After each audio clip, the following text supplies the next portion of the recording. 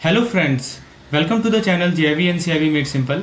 यदि आप CIV BRBL के मॉड्यूल बी को क्विक रिवीजन करना चाहते हैं, और आपको पता होगा दोस्तों मॉड्यूल बी में सबसे इंपॉर्टेंट यूनिट्स है जैसे कि नेगोशिएबल इंस्ट्रूमेंट एक्ट सबसे ज्यादा क्वेश्चन पूछा जाता है, तो आप इसको इग्नोर नहीं कर सकते दोस्तों। ये हमारा क्विक रिवीजन सेशन है जिसमें मात्र आप 1.5 से 2 घंटे में इंटायर कंटेंट को फ्लो चार्ट माइंड मैप के माध्यम से कंप्लीटली रिवाइज कर पाएंगे। और फ्रेंड्स, यदि आपको इस तरह के पीडीएफ की रिक्वायरमेंट है तो दिए गए नंबर पे मुझे व्हाट्सएप कीजिए, क्योंकि ये हमारा कैप्सूल कोर्स है बीआरबीएल का, जिसके माध्यम से आप इस तरह के कंटेंट को अवेल कर सकते हैं। तो चलिए दोस्तों, बिना देरी किए हुए शुरुआत करते हैं। मॉड्यूल बी को क्विकली रिवाइज करते हैं, सारे इंपॉर्टेंट पॉइंट को जहां से सवाल बार बार रिपीट हो रहे हैं उसे रिवाइज करें। नंबर 4, चलिए इसको समझते हैं। यानी prevention of money laundering act के तहत क्या होती है सज़ा। यहाँ पे सज़ा की बात की जा रही है, ऑफेंस एंड पनिशमेंट की बात की जा रही है। देखिए दोस्तों, अगर किसी ने मनी लॉन्ड्रिंग किया यानी काला धन को से सफ़ेद दिखाने की कोशिश की तो उसके लिए कानूनी कार्रवाई तय है। जो मिनिमम सज़ा होती है वो कम से कम 3 साल की सख्त कैद है। आरआई मतलब कैद होता है। और अगर केस सीरियस हुआ तो फिर मैक्सिमम 7 साल की आरआई है, राइट, भी मिल सकती है। फिर फाइन भी लग सकता है, राइट। अब वो कोर्ट डिसाइड करेगा कितना फाइन है।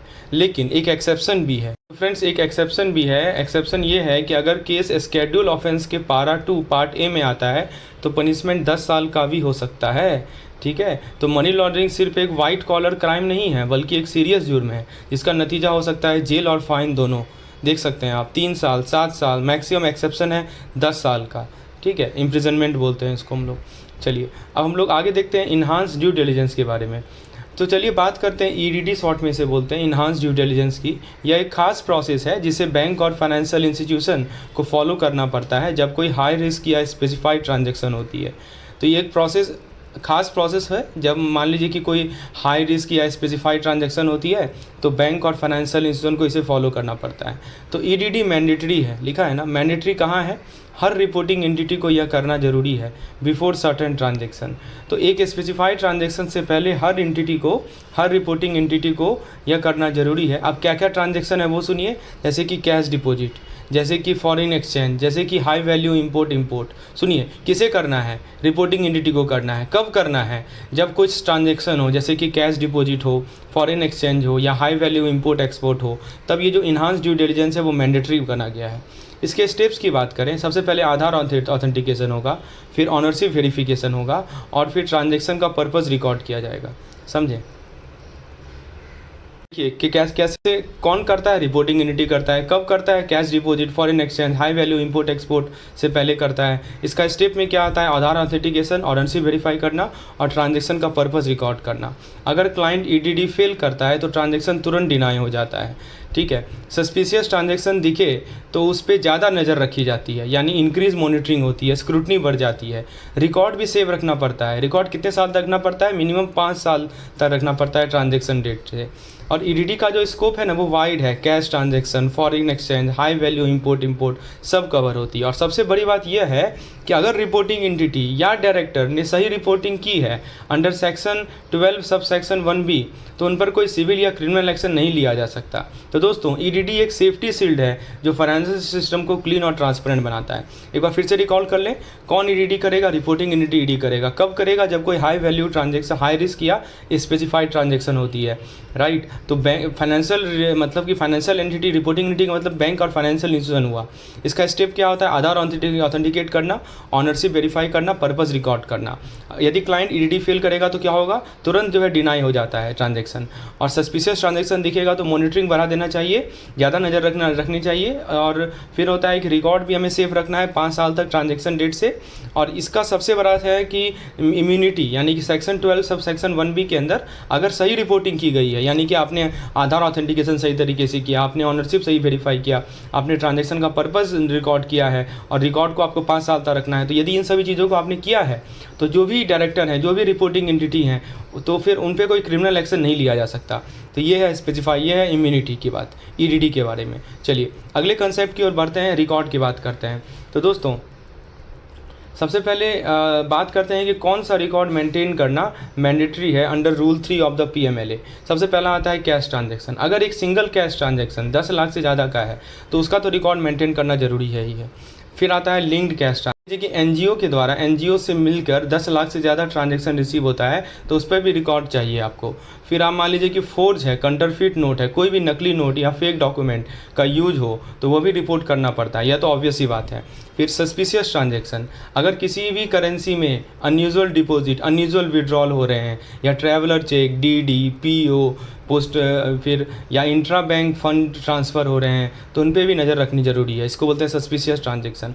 मतलब कि किसी भी करेंसी में अनयूजुअल डिपॉजिट हो, अनयूजुअल विड्रॉल हो, ट्रैवलर चेक, डीडी, पीओ या इंट्रा बैंक ट्रांसफ़र हो तो उन पे भी नज़र रखना है। नॉन मॉनेटरी अकाउंट की बात करें तो डीमैट अकाउंट से सिक्योरिटी या किसी भी नॉन कैश अकाउंट में कोई भी क्रेडिट या डेबिट हो, चाहे किसी भी करेंसी में हो, वो भी रिकॉर्ड करना पड़ता है। रेमिटेंस और मनी ट्रांसफ़र की बात करें तो इंडिया से या इंडिया के बाहर से होने वाले फ़ंड ट्रांसफ़र, चाहे वो पीओ हो, डीडी हो, इंटरनेट बैंकिंग हो, वायर ट्रांसफ़र हो, सबको नोट करना ज़रूरी है। फिर इन शॉर्ट कहा जाए, हर ऐसी ट्रांजैक्शन जो अनयूजुअल या सस्पिशियस लगे या जिनका अमाउंट 10 लाख या उससे ज़्यादा हो उसका रिकॉर्ड किया। एक बार रिकॉल कीजिए जल्दी से। कैश ट्रांजैक्शन के लिए कितना है बोलिए? 10 लाख है। लिंक कैश ट्रांजैक्शन के लिए भी 10 लाख है, ठीक है। इंडिविजुअली 10 लाख से कम हो, लेकिन जोड़ जाड़ के एक महीने में 10 लाख के ऊपर हो रहा है तो उस पर भी रिकॉर्ड करना है। फोर्ज और काउंटरफिट नोट को तो करना ही करना है। सस्पिशियस ट्रांजैक्शन में आपको चाहे डिपॉजिट हो, विड्रॉल हो, चेक हो, डीडी हो, पीओ हो, इलेक्ट्रॉनिक ट्रांसफ़र हो, इंट्रा बैंक ट्रांसफ़र हो, नॉस्ट्रो वॉस्ट्रो अकाउंट का सब कुछ को रिकॉर्ड करना है, नज़र रखना जरूरी है। नॉन मॉनेटरी अकाउंट यानी क्रेडिट डेबिट किसी नॉन मॉनेटरी अकाउंट में हो रहा है। अब बोलेंगे नॉन मॉनेटरी अकाउंट क्या होता है, तो जैसे डीमैट अकाउंट हो गया, सिक्योरिटी अकाउंट हो गया, तो वहाँ भी करना है। फिर रेमिटेंस मनी ट्रांसफ़र पर भी निगरानी रखनी है। चलिए उसके बाद दोस्तों बात करते हैं रिपोर्टिंग प्रोसीड्यूर की। तो सबसे पहले दोस्तों यहाँ पे क्या है कि अब बात करते हैं फाइनेंशियल ट्रांजैक्शन के रिपोर्टिंग प्रोसेस की, जहाँ पे हर रिपोर्टिंग एंटिटी का रोल होता है क्रिस्टल क्लियर, यानी किसको क्या काम करना है ये क्रिस्टली क्लियर बताया जाता है। जैसे आप यहाँ पे देखिए, सबसे पहला होता है प्रिंसिपल ऑफिसर। सबसे पहले एक रिस्पॉन्सिबल ऑफिसर असाइन करना होता है जिसको बोलते हैं प्रिंसिपल ऑफिसर, जो पूरी रिपोर्टिंग की जिम्मेदारी संभालता है। यानी पूरी रिपोर्टिंग की जिम्मेदारी कौन संभालेगा? प्रिंसिपल ऑफिसर संभालेगा, ठीक है। फिर उसके बाद आता है मंथली रिपोर्टिंग, यानी हर महीने का रिपोर्ट 15 तारीख तक भेजना होता है अगले महीने का, ठीक है। हर महीने का रिपोर्ट जो है अगले महीने में 15 तारीख तक भेजना होता है। इसके अंदर क्लाउज ए, क्लाउज बी, क्लाउज बी ए, क्लाउज सी, क्लाउज ई के अंदर रूल 3.1 में ये क्लियरली मेंशन होता है। फिर आता है STR यानी सस्पिशियस ट्रांजैक्शन रिपोर्ट। अगर कोई डाउटफुल या कोई सस्पिशियस ट्रांजैक्शन दिखे तो 7 दिन के अंदर उसको रिपोर्ट करना पड़ता है। 7 दिन याद रखिएगा। तो मोड कैसे कैसे कर सकते हैं? राइटिंग से कीजिए, मेल से कीजिए, फैक्स से कीजिए। उसके बाद आता है क्वार्टरली रिपोर्टिंग। क्वार्टर के ख़त्म होने के बाद 15 दिन के अंदर रिपोर्ट देना होता है, टाइम पे फाइल करना जरूरी है। And last but not the least, non compliance consequence. अगर आप रिपोर्टिंग मिस करते हैं तो हर दिन का अलग वायलेशन माना जाता है और ये बहुत ही सीरियस मैटर है। फिर से रिकॉल कीजिए, पहले मैंने क्या बोला? प्रिंसिपल ऑफिसर को असाइन किया होता है जो पूरी रिपोर्टिंग की जिम्मेदारी संभालता है। कौन संभालता है? Principal officer. पहली होती है मंथली रिपोर्टिंग, हर महीने की रिपोर्टिंग अगले महीने की 15 तारीख से पहले होगी। उसके लिए क्लाउज है, अलग अलग ये रूल लिखा हुआ है। फिर आता है सस्पिशियस ट्रांजैक्शन रिपोर्टिंग। यदि कोई सस्पिशियस ट्रांजैक्शन है, डाउटफुल आपको दिखे, तो उसको 7 दिन के अंदर करना है। ध्यान दीजिएगा, 7 दिन का रूल है। कैसे कर सकते हैं? Writing, mail, fax. Suspicious transaction के लिए 7 दिन, बाकी रिपोर्टिंग तो हर महीने के 15 दिन, अगले इस महीने का रिपोर्टिंग अगले महीने के 15 दिन तक करना ही करना है। फिर क्वार्टरली रिपोर्टिंग अलग से है, क्वार्टर के खत्म होने के 15 दिन के अंदर रिपोर्टिंग करना है। नहीं कीजिएगा तो फिर हर वायलेशन को सिंगल माना जाएगा, ठीक है। तो दोस्तों रिपोर्टिंग सिस्टम ट्रांसपेरेंसी और अकाउंटेबिलिटी को स्ट्रॉन्ग बनाता है और यह स्टेप फॉलो करना जरूरी है। चलिए, तो ये बातें हमें ध्यान रखनी है। उसके बाद जो हमारा है KYC डॉक्यूमेंट रिक्वायरमेंट, एक स्टेप में समझ लीजिए दोस्तों। आजकल KYC करना यानी नो योर कस्टमर करना एक बेसिक रिक्वायरमेंट बन गया है, लेकिन हर एंटिटी के लिए KYC के डॉक्यूमेंट अलग अलग होते हैं। चलिए सिंपल लैंग्वेज में समझते हैं। यदि कोई इंडिविजुअल है, यदि आप एक इंडिविजुअल हैं, तो सिर्फ एक सर्टिफाइड कॉपी ऑफ OVD यानी ऑफिशियल वैलिड डॉक्यूमेंट चाहिए होती है। उसमें से आपका एड्रेस, बिजनेस का प्रूफ और फाइनेंशियल डिटेल इंक्लूडेड होना चाहिए, ठीक है। तो एक OVD चलेगा यदि आप इंडिविजुअल हैं। तो यदि आप पार्टनरशिप फर्म हैं तो फिर यहाँ पे आपको रजिस्ट्रेशन सर्टिफिकेट, पार्टनरशिप डीड और जो बड़ा डॉक्यूमेंट और जो बंदा डॉक्यूमेंट सबमिट कर रहा है उसका OVD चाहिए होता है। फिर से सुनिए, पार्टनरशिप फर्म में क्या क्या चाहिए? पहला कि आपको पार्टनरशिप डीड चाहिए, रजिस्ट्रेशन सर्टिफिकेट चाहिए और जो बंदा डॉक्यूमेंट सबमिट करने आया है उसका OVD चाहिए। अनइनकॉर्पोरेटेड एसोसिएशन है, इस केस में रिजोल्यूशन लगता है, पावर ऑफ अटॉर्नी देना पड़ता है जिस पर्सन के थ्रू ट्रांजैक्शन हो रहा है, और ऑर्गेनाइजेशन की लीगल एग्जिस्टेंस का प्रूफ भी जरूरी है। यदि मान लीजिए वो कंपनी है तो फिर क्या चाहिए? कंपनी के केस में ज़्यादा डॉक्यूमेंटेशन चाहिए होता है, जैसे incorporation certificate, memorandum of association, article of association, board resolution या पावर ऑफ अटॉर्नी, और जो पर्सन डॉक्यूमेंट दे रहा है उसका OVD। ट्रस्ट को रजिस्ट्रेशन सर्टिफिकेट, ट्रस्ट डीड और एक्टिंग पर्सन का ओवीडी चाहिए होता है। तो एक बार फिर से रिकॉल करें, इंडिविजुअल के केस में एक ओवीडी चलेगा जिसमें उसमें एड्रेस, बिजनेस, फाइनेंशियल सब लिखा हो। पार्टनरशिप फर्म के केस में पार्टनरशिप डीड, रजिस्ट्रेशन सर्टिफिकेट और जो बंदा सबमिट करने आया है उसका ओवीडी। अनइनकॉर्पोरेटेड एसोसिएशन में पावर ऑफ अटॉर्नी, रिजोल्यूशन, जिस पर्सन के थ्रू ट्रांजेक्शन हो रहा है उसका पावर ऑफ अटॉर्नी देना पड़ेगा और ऑर्गेनाइजेशन की लीगल एग्जिस्टेंस का प्रूफ देना पड़ेगा। किस केस में? अनइनकॉर्पोरेटेड ऑर्गेनाइजेशन में। कंपनी में एओए, एमओए, आपका इनकॉर्पोरेशन सर्टिफिकेट, बोर्ड रिजोल्यूशन और ओवीडी तो देना ही देना है। और ट्रस्ट के केस में रजिस्ट्रेशन सर्टिफिकेट, ट्रस्ट डीड और ओवीडी। तो दोस्तों हर एंटिटी के हिसाब से ज़्यादा वेटेज यदि किसी टॉपिक का है बीआरबीएल में तो यही है एनआई एक्ट 1881। बहुत ज़्यादा सवाल आता है इससे।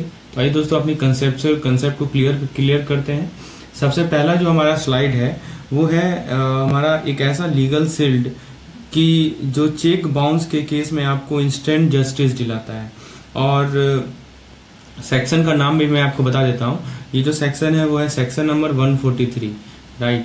तो सेक्शन नंबर 143A जो एंटरिंग कॉम्पेंसेशन का पावर देता है। यहाँ पे देखिए लिखा है इन्होंने, it gives the power of entering compensation, right. तो ताकि टाइम पास करने वाले पार्टीज को सीधा जवाब मिले। अब देखिए इसका मीनिंग क्या होता है। सबसे पहला पॉइंट है कि court power, right. Court power मानते हैं कोई आपका चेक को बाउंस करके इनोसेंट बनना चाहता है, कोर्ट आप कह सकती है कि पहले 20% अमाउंट डिपॉजिट करो फिर बात करो, समझे। देखिए सिंपल भाषा में समझिए, कोई मान लीजिए कोई आदमी है जो कि आपके चेक को बाउंस करके इनोसेंट बनना चाहता है, तो कोर्ट कहती है कि पहले 20% अमाउंट पे करो, राइट, डिपॉजिट करो फिर बात करो। Maximum 20% of the cheque value. अगर एक्यूज नॉट गिल्टी का ड्रामा कर रहा है या चार्ज फ्रेम हो चुका है तो ये याद रखिएगा 20% ऑफ द चेक वैल्यू, ये अमाउंट जो है पे करना होगा, राइट। किस केस में? जो एक्यूज्ड है वो नॉट गिल्टी का ड्रामा कर रहा है या चार्ज फ्रेम हो चुका है तो, ठीक है। उसके बाद आता है दोस्तों पेमेंट टाइम। पेमेंट टाइम का मतलब क्या हुआ? ये यानी कि हम कह सकते हैं कि जो हमारा टाइम लिमिट है कॉम्पेंसेशन का। देखिए कोर्ट ऑर्डर के बाद 60 डेज का टाइम होता है। कितने दिन का समय होता है? 60 days. After court order 60 days of time, right. यहाँ पे देख सकते हैं लिखा हुआ है 60 डेज। तो कोर्ट ऑर्डर के बाद 60 डेज, और अगर जज को लगे कि थोड़ा और टाइम चाहिए तो वो 30 दिन का एक्सटेंशन भी दे सकता है। तो पहले तो है 60 डेज, और यदि जज को लग रहा है कि थोड़ा सा और टाइम दे सकते हैं तो वो 30 डेज का एक्सटेंशन दे सकता है, लेकिन सॉलिड रीजन के साथ, ठीक है। कल दोपहर वाला एक्सक्यूज नहीं चलेगा यहाँ पे। तो मैं फिर से रिपीट कर दूं कि कोर्ट ऑर्डर के बाद 60 दिन का समय मिलता है, और थोड़ा और लगता है कि जज को कि चलो थोड़ा सा और एक्सटेंशन देते हैं तो 30 दिन और दे देता है। उसके बाद देखिए, तो पेमेंट टाइम आपने समझ लिया। उसके बाद मान लीजिए कि लेकिन अगर एक्यूज इनोसेंट प्रूव हो गया, तो जिसने जो एक्यूज था वो एक्यूट हो गया, मतलब इनोसेंट प्रूव हो गया, राइट। जो ड्रामा नहीं करा था सही में इनोसेंट था, ठीक है। तो कॉम्प्लेनेंट को वो इंट्रीम अमाउंट प्लस आरबीआई का इंटरेस्ट देना पड़ेगा। तो वो जो पैसा है कौन देगा? कॉम्प्लेनेंट देगा, इंट्रीम अमाउंट देगा और प्लस आरबीआई का इंटरेस्ट रेट देगा। तो जो आपको मैंने 20% बताया था ना ऊपर, तो वो कौन देगा? कॉम्प्लेनेंट देगा, यानी शिकायत करता देगा, जिसने शिकायत किया, ठीक है। कोर्ट तो लेगी ही लेगी, राइट। तो चेक का जो 20% अमाउंट है वो, और आरबीआई का बैंक इंटरेस्ट रेट 60 दिन का, तो 60 दिन में वापस करना होगा। ये सब देखिए, ये सब जो है आरबीआई का बैंक इंटरेस्ट जो भी है वो 60 दिन में आपको वापस करना होगा। फेयर प्ले की बात है, ना इनजस्टिस ना मिसयूज। ऐसे नहीं कि कोई मिसयूज कर रहा है इस एक्ट का, वो भी ध्यान रखना है। फिर रिकवरी मोड की बात करें, अगर कोई भगोड़े हो जाए तो, ठीक है, तो वही रिकवरी कैसे किया जाएगा? तो दोस्तों देखिए, कोर्ट सेक्शन 421 सेक्शन सीआरपीसी के थ्रू फाइन बना देती है। रिकवरी की टेंशन ही नहीं है, सिस्टम आपके साथ है। फिर बात आती है एडजस्टमेंट की, तो फाइनल फाइन या कॉम्पेंसेशन में से एंट्रीम अमाउंट एडजस्ट हो जाएगा, राइट। तो जो आपने एंट्रीम पे किया है वो एडजस्ट हो जाएगा, डबल पेमेंट का टेंशन नहीं है, बैलेंस रहेगा। प्रोस्पेक्टिव ओनली, यानी कोई बैक डेटेड ड्रामा नहीं चलेगा। ये रूल सिर्फ फ्यूचर केस पे अप्लाई होता है, पुराने केस के लिए नहीं अप्लाई होता। फ्यूचर केस पे ही अप्लाई होती है, it only apply to the future case, right. पुराने केस के लिए नहीं अप्लाई होती है। तो नए केस के लिए यह पावर अप मिलेगा, राइट। तो जो नए केस है उनके लिए पावर अप मिलेगा। तो दोस्तों सेक्शन 143 एक गेम चेंजर, अभी हमने वही बात की, सेक्शन 143 एक गेम चेंजर है। चेक डिसऑनर केस में डिले टैक्टिस फेल और विक्टिम को टाइमली जस्टिस मिलता है। चलिए अगले सवाल की ओर बढ़ते हैं। तो हमने अभी चेक डिसऑनर की बात की, सेक्शन नंबर 143A की। अब बात करते हैं नेगोशिएबल इंस्ट्रूमेंट एक्ट, जो कि है सेक्शन नंबर 13। तो यह वह मैजिकल फाइनेंशियल डॉक्यूमेंट है जो बिजनेस की दुनिया को चलाते हैं।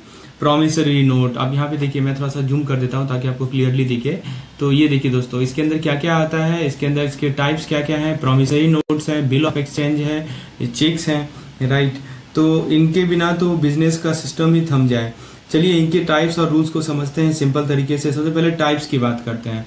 तो टाइप्स के अंदर आपको पहला सवाल ये है कि क्या क्या आता है। तो पीएन आएगा, सॉरी मैं शॉर्ट में इसको पीएन भी कहा जाता है। मैंने आपसे पैसे लिए, लिख के देता हूं कि वापस करूंगा, इसी को पीएन बोलते हैं। फिर आता है बिल ऑफ एक्सचेंज, यानी आप मुझे पैसे दो, मैं दूसरे बंदे को ऑर्डर दूंगा कि आपको वो पे करे, इसको बोलते हैं बिल ऑफ एक्सचेंज। और चेक क्या होता है कि सबसे कॉमन है, बैंक को इंस्ट्रक्शन मिलता है कि इस बंदे को इतने पैसे दे दो, ठीक है ना। तो ये चीज आपको समझ में आनी चाहिए कि प्रॉमिसरी नोट में 2 पार्टीज होते हैं, बिल ऑफ एक्सचेंज में 3 पार्टीज होते हैं, और चेक में भी ऑब्वियसली 3 पार्टीज होते हैं।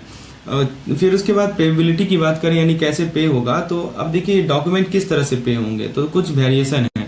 जैसे कि मान लीजिए कि आपका ऑर्डर इंस्ट्रूमेंट है, right, suppose you have an order instrument. तो ऑर्डर इंस्ट्रूमेंट में क्या लिखा रहता है कि पे टू मिस्टर एक्स, यानी कि मिस्टर एक्स को आप पे कीजिए, राइट। सिर्फ तो इसका मतलब क्या हुआ कि मिस्टर एक्स को ही मिलेगा, सिर्फ उसी को मिलेगा, ट्रांसफर अलाउड नहीं है। तो यहाँ पे लिखा है ना payable to named person, no transfer is allowed. तो ये है ऑर्डर इंस्ट्रूमेंट। फिर आता है बियरर इंस्ट्रूमेंट। बियरर क्या बोलता है कि जिसके हाथ में आया उसका हो गया, पेबल टू द बियरर, यानी जिसके हाथ में वो बियरर इंस्ट्रूमेंट आएगा वो उसका हो जाएगा।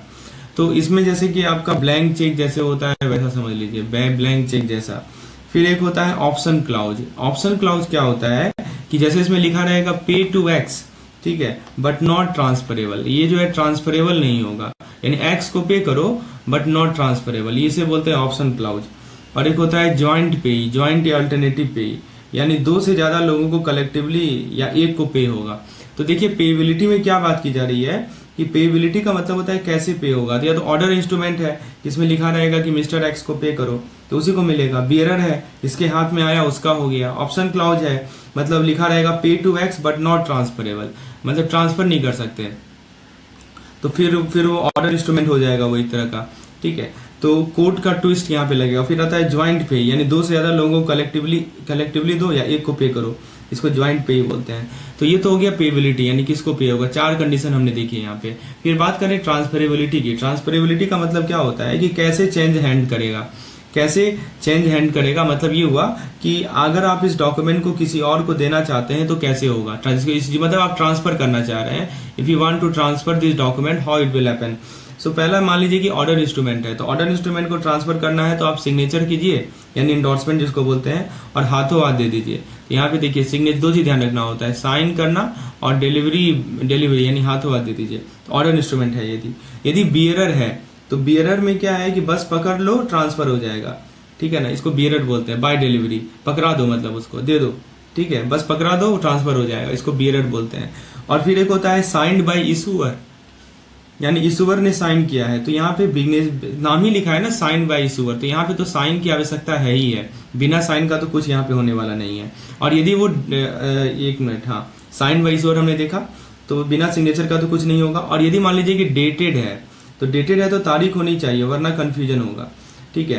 तो ये 4 केस में ट्रांसफरेबिलिटी होती है। ऑर्डर वाला केस है तो इंडोर्समेंट कर दीजिए और डिलीवरी दे दीजिए। बियरर में है तो सीधा पकड़ा दीजिए हाथ में। इशूअर साइन है तो साइन करना जरूरी है। और बेनिफिशियरी है तो बेनिफिशियरी या डेटेड है तो डेट मेंशन होना जरूरी है। वैसे तो डेट सब में रहना होता है क्योंकि अदरवाइज कंफ्यूजन होगा। अब देखिए इसके कुछ स्पेशल फीचर होते हैं, राइट, नेगोशिएबल इंस्ट्रूमेंट एक्ट के। आइए देखते हैं। सबसे पहले क्या है कि इंस्ट्रूमेंट की पहचान क्या है, कैसे हम पहचानेंगे इंस्ट्रूमेंट को। कि पहला है कि कॉन्ट्रेक्चुअल है, यानी 2 या ज्यादा पार्टीज का एग्रीमेंट होता है। लिखा है ना बिटवीन 2+ पार्टी, तो एक तरह का समझिए कि एक तरह का एग्रीमेंट है बिटवीन 2+ पार्टी। दूसरी बात क्या है कि रिटर्न है। रिटर्न का मतलब क्या हो सकता है कि हार्ड कॉपी या सॉफ्ट कॉपी हो सकते हैं, राइट, जब तक मना ना हो, अनलेस प्रोहिबिटेड, तब तक रिटर्न है। तीसरा क्या है करेंसी। करेंसी का मीनिंग क्या हुआ कि अमाउंट क्लियर होना चाहिए। अमाउंट जो है ना, क्या अमाउंट है, that should be clear, amount should be clear. फिर आता है tenor. What is the meaning of tenor? Tenor means on demand. Tenor का मतलब होता है ऑन डिमांड, या मान लीजिए कि 6 मंथ, आफ्टर 6 मंथ, ऐसा कुछ लिखा रहे तो इसको टेनर कहा जाता है। या तो आप साइट पे पेमेंट कीजिए या आफ्टर टाइम पेमेंट कीजिए, ठीक है ना। और फिर होता है ऑर्डर बियरर। ऑर्डर बियरर का मतलब कि फाइनल रूल क्या है कि पे किसको करना है, राइट। तो हमने अभी कैरेक्टरिस्टिक देखे कि पहला कॉन्ट्रेक्चुअल है, यानी 2 या 2 से ज्यादा पार्टीज का एग्रीमेंट होगा। फिर रिटर्न है, यानी हार्ड या सॉफ्ट कॉपी होगा। करेंसी है, करेंसी का मतलब कि आपको अमाउंट क्लियर होना चाहिए। टेनर है यानी ऑन डिमांड है या आफ्टर 6 मंथ है। ऑर्डर बियरर है यानी पे किसको करना है, ये ध्यान रखना है। तो दोस्तों नेगोशिएबल इंस्ट्रूमेंट एक्ट के बारे में अभी जो हमने बात की, खासकर कौन सा सेक्शन है दोस्तों, सेक्शन नंबर 8, राइट। तो ये जो सेक्शन 13 की बात की, तो बेसिकली ये बिजनेस की बैकबोन है। इनके रूल समझ लीजिए तो फाइनेंशियल डील में कभी भी दिक्कत नहीं होगी। जिसके टाइप्स, पेएबिलिटी, ट्रांसफरेबिलिटी, कैरेक्टरिस्टिक, सभी एस्पेक्ट को हमने डिस्कशन किया। दोस्तों if you want such kind of PDF, the link of crash course is available in the description section. आपको इस तरह के कंटेंट मिलेंगे जिसके माध्यम से आपका प्रिपरेशन बहुत ही अच्छा हो पाएगा। चलिए आगे बात करते हैं प्रिजम्पशंस। दोस्तों हम बात करने वाले हैं नेगोशिएबल इंस्ट्रूमेंट एक्ट के वीआईपी प्रिजम्पशन के। यह वह इनविजिबल शील्ड है जो कोर्ट केस में आपको ऑटोमेटिकली बेनिफिट देता है। चलिए इन लीगल शॉर्टकट को समझते हैं जो हर बिजनेसमैन को पता होना चाहिए। तो थोड़ा मैं जूम कर देता हूं ताकि आपको क्लियरली दिखे। पहले आप देखेंगे वर्ड लिखा है इन्होंने consideration. What is the meaning of this term consideration, let's understand. Consideration का मीनिंग क्या होता है कि पहला गोल्डन रूल है कि हर चेक, हर बिल ऑफ एक्सचेंज, हर प्रॉमिसरी नोट वैल्यू के लिए बना है। They are made for value, right. तो जितने भी नेगोशिएबल इंस्ट्रूमेंट है they are made for values, right. तो ये पहला पॉइंट ध्यान रखना है। मतलब कि अगर कोई कह दे कि यह तो मैंने मजा में साइन कर दिया था, तो कोर्ट मानेगी ही नहीं। कोर्ट बोलेगी नहीं साहब पैसे का डील हुआ है, समझे। तो ये चीज है, समझे। कंसिडरेशन का मतलब ये होता है कि वैल्यू का प्रिजम्पशन। आपने हर चेक, हर बिल ऑफ एक्सचेंज, हर प्रॉमिसरी नोट वैल्यू के लिए बना है। कोई ये बोल दे कि मैंने जो है मजाक में साइन कर दिया, तो कोर्ट नहीं मानेगी, राइट। उसके बाद दूसरी बात है कि प्रोटेस्ट प्रूव्ड। तो इसका मतलब समझिए क्या होता है प्रोटेस्ट प्रूव्ड। देखिए अगर आपने प्रोटेस्ट नोटिस दिखा दिया कि चेक बाउंस हुआ है, तो कोर्ट सीधा मान लेगी कि हाँ डिसऑनर हुआ है। अब एक्यूज्ड को प्रूव करना पड़ेगा कि नहीं मैंने पैसे दे दिए थे, ठीक है। तो इसको बोलते हैं प्रोटेस्ट प्रूफ। यानी कि आपने सीधा मान लीजिए कि प्रोटेस्ट नोटिस, ये प्रोटेस्ट का मतलब क्या होता है ना, आपने कह दिया कि नहीं चेक जो है डिसऑनर हुआ है, बाउंस हुआ है, तो कोर्ट सीधा मानेगी कि हाँ चेक तो डिसऑनर हुआ है। अब एक्यूज को ये साबित करना होगा कि नहीं मैंने तो पैसे दिए हैं। फिर एक होता है होल्डर इन ड्यू कोर्स। इस पे बहुत सवाल आते हैं। ये होल्डर इन ड्यू कोर्स क्या होता है ये समझते हैं सिंपल भाषा में। देखिए होल्डर इन ड्यू कोर्स का मीनिंग होता है कि इनोसेंट अंटिल प्रूवन फ्रॉड। मतलब कि चेक जिसके हाथ में है कोर्ट उसे असली मालिक मानेगा। यानी असली मालिक कौन है, असली मालिक कौन है, जिसके हाथ में चेक है कोर्ट उसे ही मानेगा असली मालिक, जब तक कोई फ्रॉड प्रूफ ना करे। तो काला कोट पहन के जज नहीं बन सकते ना, फ्रॉड दिखाना पड़ेगा ना, समझे। तो वही बात है कि चेक जिसके भी हाथ में रहेगा कोर्ट उसे असली मालिक मानेगा जब तक कोई फ्रॉड प्रूफ ना हो। फिर दूसरी बात आती है स्टाम्पिंग की। स्टाम्पिंग क्या होता है समझिए, यहाँ पे देख सकते हैं आप स्टाम्पिंग के बारे में लिखा गया है। देखिए स्टाम्पिंग का मतलब होता है कि अगर कोई डॉक्यूमेंट खो गया हो लेकिन उसका खो गए हैं लेकिन उसका प्रोटेस्ट स्टाम्प है, तो कोर्ट मानेगी कि हाँ ये वैलिड था। पर स्टाम्प नहीं है तो दिक्कत हो सकता है। मैं फिर से रिपीट कर दो स्टाम्पिंग का मीनिंग क्या होता है। स्टाम्पिंग का सिंपल मीनिंग होता है लॉस्ट डॉक्यूमेंट का बैकअप। यानी आपका डॉक्यूमेंट जो है वो खो गया है और आपको इसका बैकअप करना है, तो इसे बोलते हैं स्टाम्पिंग। मान लीजिए कोई डॉक्यूमेंट खो गया लेकिन उसका प्रोटेस्ट स्टाम्प है हमारे पास, ठीक है। तो कोर्ट मानेगी कि हाँ ये वैलिड था, पर स्टाम्प नहीं है तो दिक्कत हो सकता है, इसीलिए स्टाम्पिंग जरूरी है। फिर आता है हमारा डेट। चलिए यहाँ पे ऊपर देखते हैं। हाँ यहाँ पे देखिए राइट साइड में आप देख सकते हैं यहाँ पे डेट लिखा है। डेट क्या होता है दोस्तों समझिए कि no back dating drama. Document पे जो डेट दिखा रहा है कोर्ट मानेगी कि उसी दिन बनाया गया था, कल तक का टाइम मशीन नहीं चलता है यहाँ पे, ठीक है ना। उसके बाद आता है हमारा एक्सेप्टेंस लिमिट। ये नहीं बोल सकते कि चलो ये तो कल तक वैलिड था, नहीं, जो डेट लिखा गया है वो फुल एंड फाइनल है। एक्सेप्टेंस लिमिट क्या होता है वो जरा देखिए। इसमें बताया जा रहा है कि बिल ऑफ एक्सचेंज, खासकर ये बिल ऑफ एक्सचेंज में होता है कि आपका जो बिल ऑफ एक्सचेंज होता है उसको एक्सेप्ट करने का भी टाइम होता है। कोर्ट मानेगी कि लंबी सेटिंग नहीं चलेगी, टाइम पे एक्सेप्ट करो। फिर आता है ट्रांसफर टाइम, यानी कि दोस्तों मैच्योरिटी से पहले डॉक्यूमेंट ट्रांसफर हुआ है, कोर्ट वेरीफाई करेगी कि मैच्योरिटी डेट से पहले हुआ था कि नहीं हुआ था। जल्दबाजी में ट्रांसफर नहीं चलेगा, डिसिप्लिन चाहिए, है ना। तो मैच्योरिटी डेट से पहले ट्रांसफर होना चाहिए। फिर इंडोर्समेंट ऑर्डर, यानी इंडोर्समेंट के सीक्वेंस क्लियर होने चाहिए। कोर्ट चेक करेगा कि सिग्नेचर तो सही ऑर्डर में है ना, रैंडम तो नहीं है। तो फ्रेंड्स देखिए ये थे सेक्शन 118 की प्रिजम्पशन पावर। जब तक कोई डिसप्रूव ना करे आपके डॉक्यूमेंट को इनोसेंट अंटिल प्रूवन गिल्टी का स्टेटस मिलेगा, जिसको बोलते हैं होल्डर इन ड्यू स्टेटस। ये वर्ड याद रखिएगा, होल्डर इन ड्यू कोर्स, मतलब इसको बोलते हैं इनोसेंट अंटिल गिल्टी। आप इनोसेंट, आप निर्दोष है जब तक आपको गलत साबित न किया जाए। तो ये ध्यान रखना है इसको। सेक्शन 118 का ये हमारा प्रिजम्पशन पावर है। ये सेक्शन भी याद रखिए, कभी कभी सेक्शन से भी सवाल आता है। सेक्शन इससे पहले हमने सेक्शन 13 देखा था, नेगोशिएबल इंस्ट्रूमेंट एक्ट, और अभी हमने सेक्शन 118 देखा। अब थोड़ा सा मैं आपको डिफरेंस समझा देता हूँ। अभी एक्चुअली डिफरेंस आप जानते होंगे, पीएन और बिल ऑफ एक्सचेंज में क्या अंतर होता है, ये थोड़ा देख लीजिए। तो दोस्तों एक तरफ है क्या कि आई प्रॉमिस वाला प्रॉमिसरी नोट है, और दूसरी तरफ है ऑर्डर टू पे वाला बिल ऑफ एक्सचेंज। तो सबसे पहले देखिए पार्टीज की बात कर लेते हैं। तो पार्टीज कितने होते हैं, देखिए प्रॉमिसरी नोट तो एक सिंगल प्लेयर गेम है, राइट।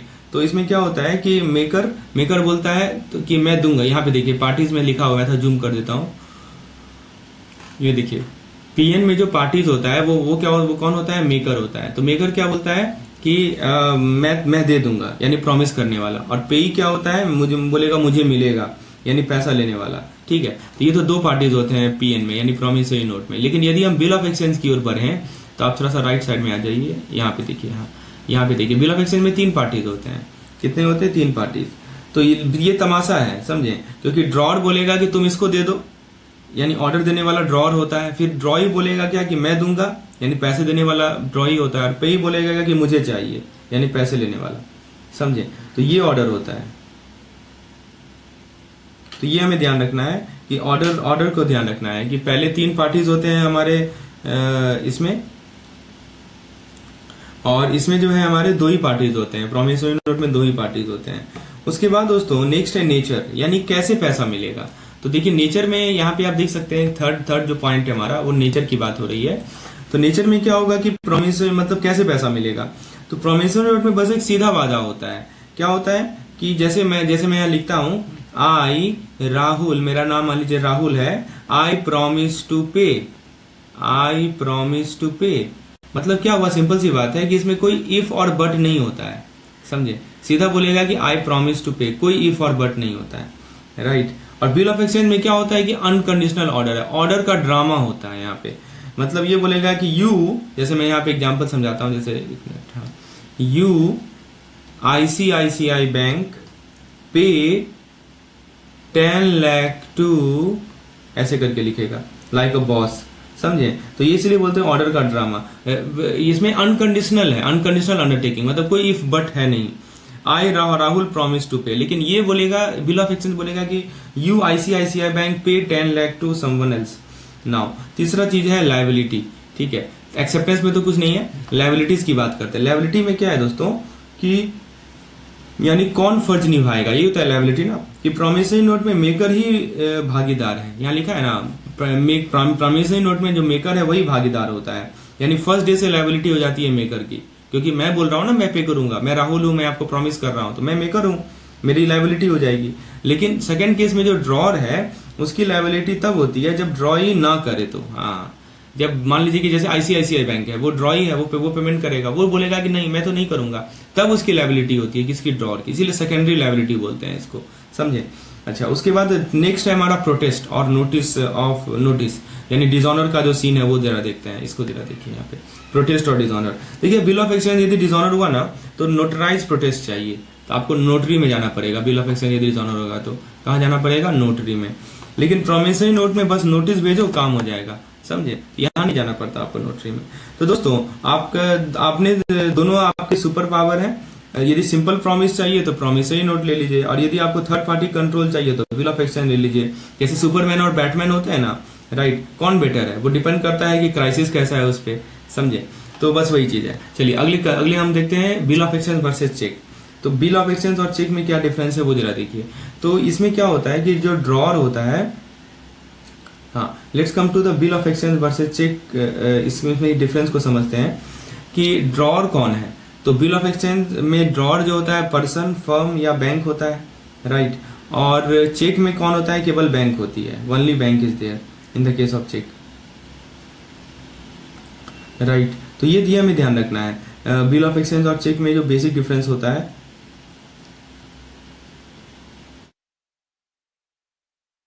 तो बेसिकली ड्रॉर किस पे, ड्रॉर पे वाला पॉइंट आप यहाँ देख सकते हैं कि बिल ऑफ एक्सचेंज किसी भी पर्सन, फर्म या बैंक के नाम पे बन सकता है, राइट। कि यहाँ पे देखिए 3 चीज लिखा गया है, पर्सन, फर्म या बैंक, किसी भी पर्सन के नाम पे बन सकता है। लेकिन चेक सिर्फ बैंक के नाम पे ही होगा, बस ये अंतर है। ड्रॉर कौन है, किसके नाम पे आप इसे बना रहे हैं। फिर दूसरी बात आती है एक्सेप्टेंस की।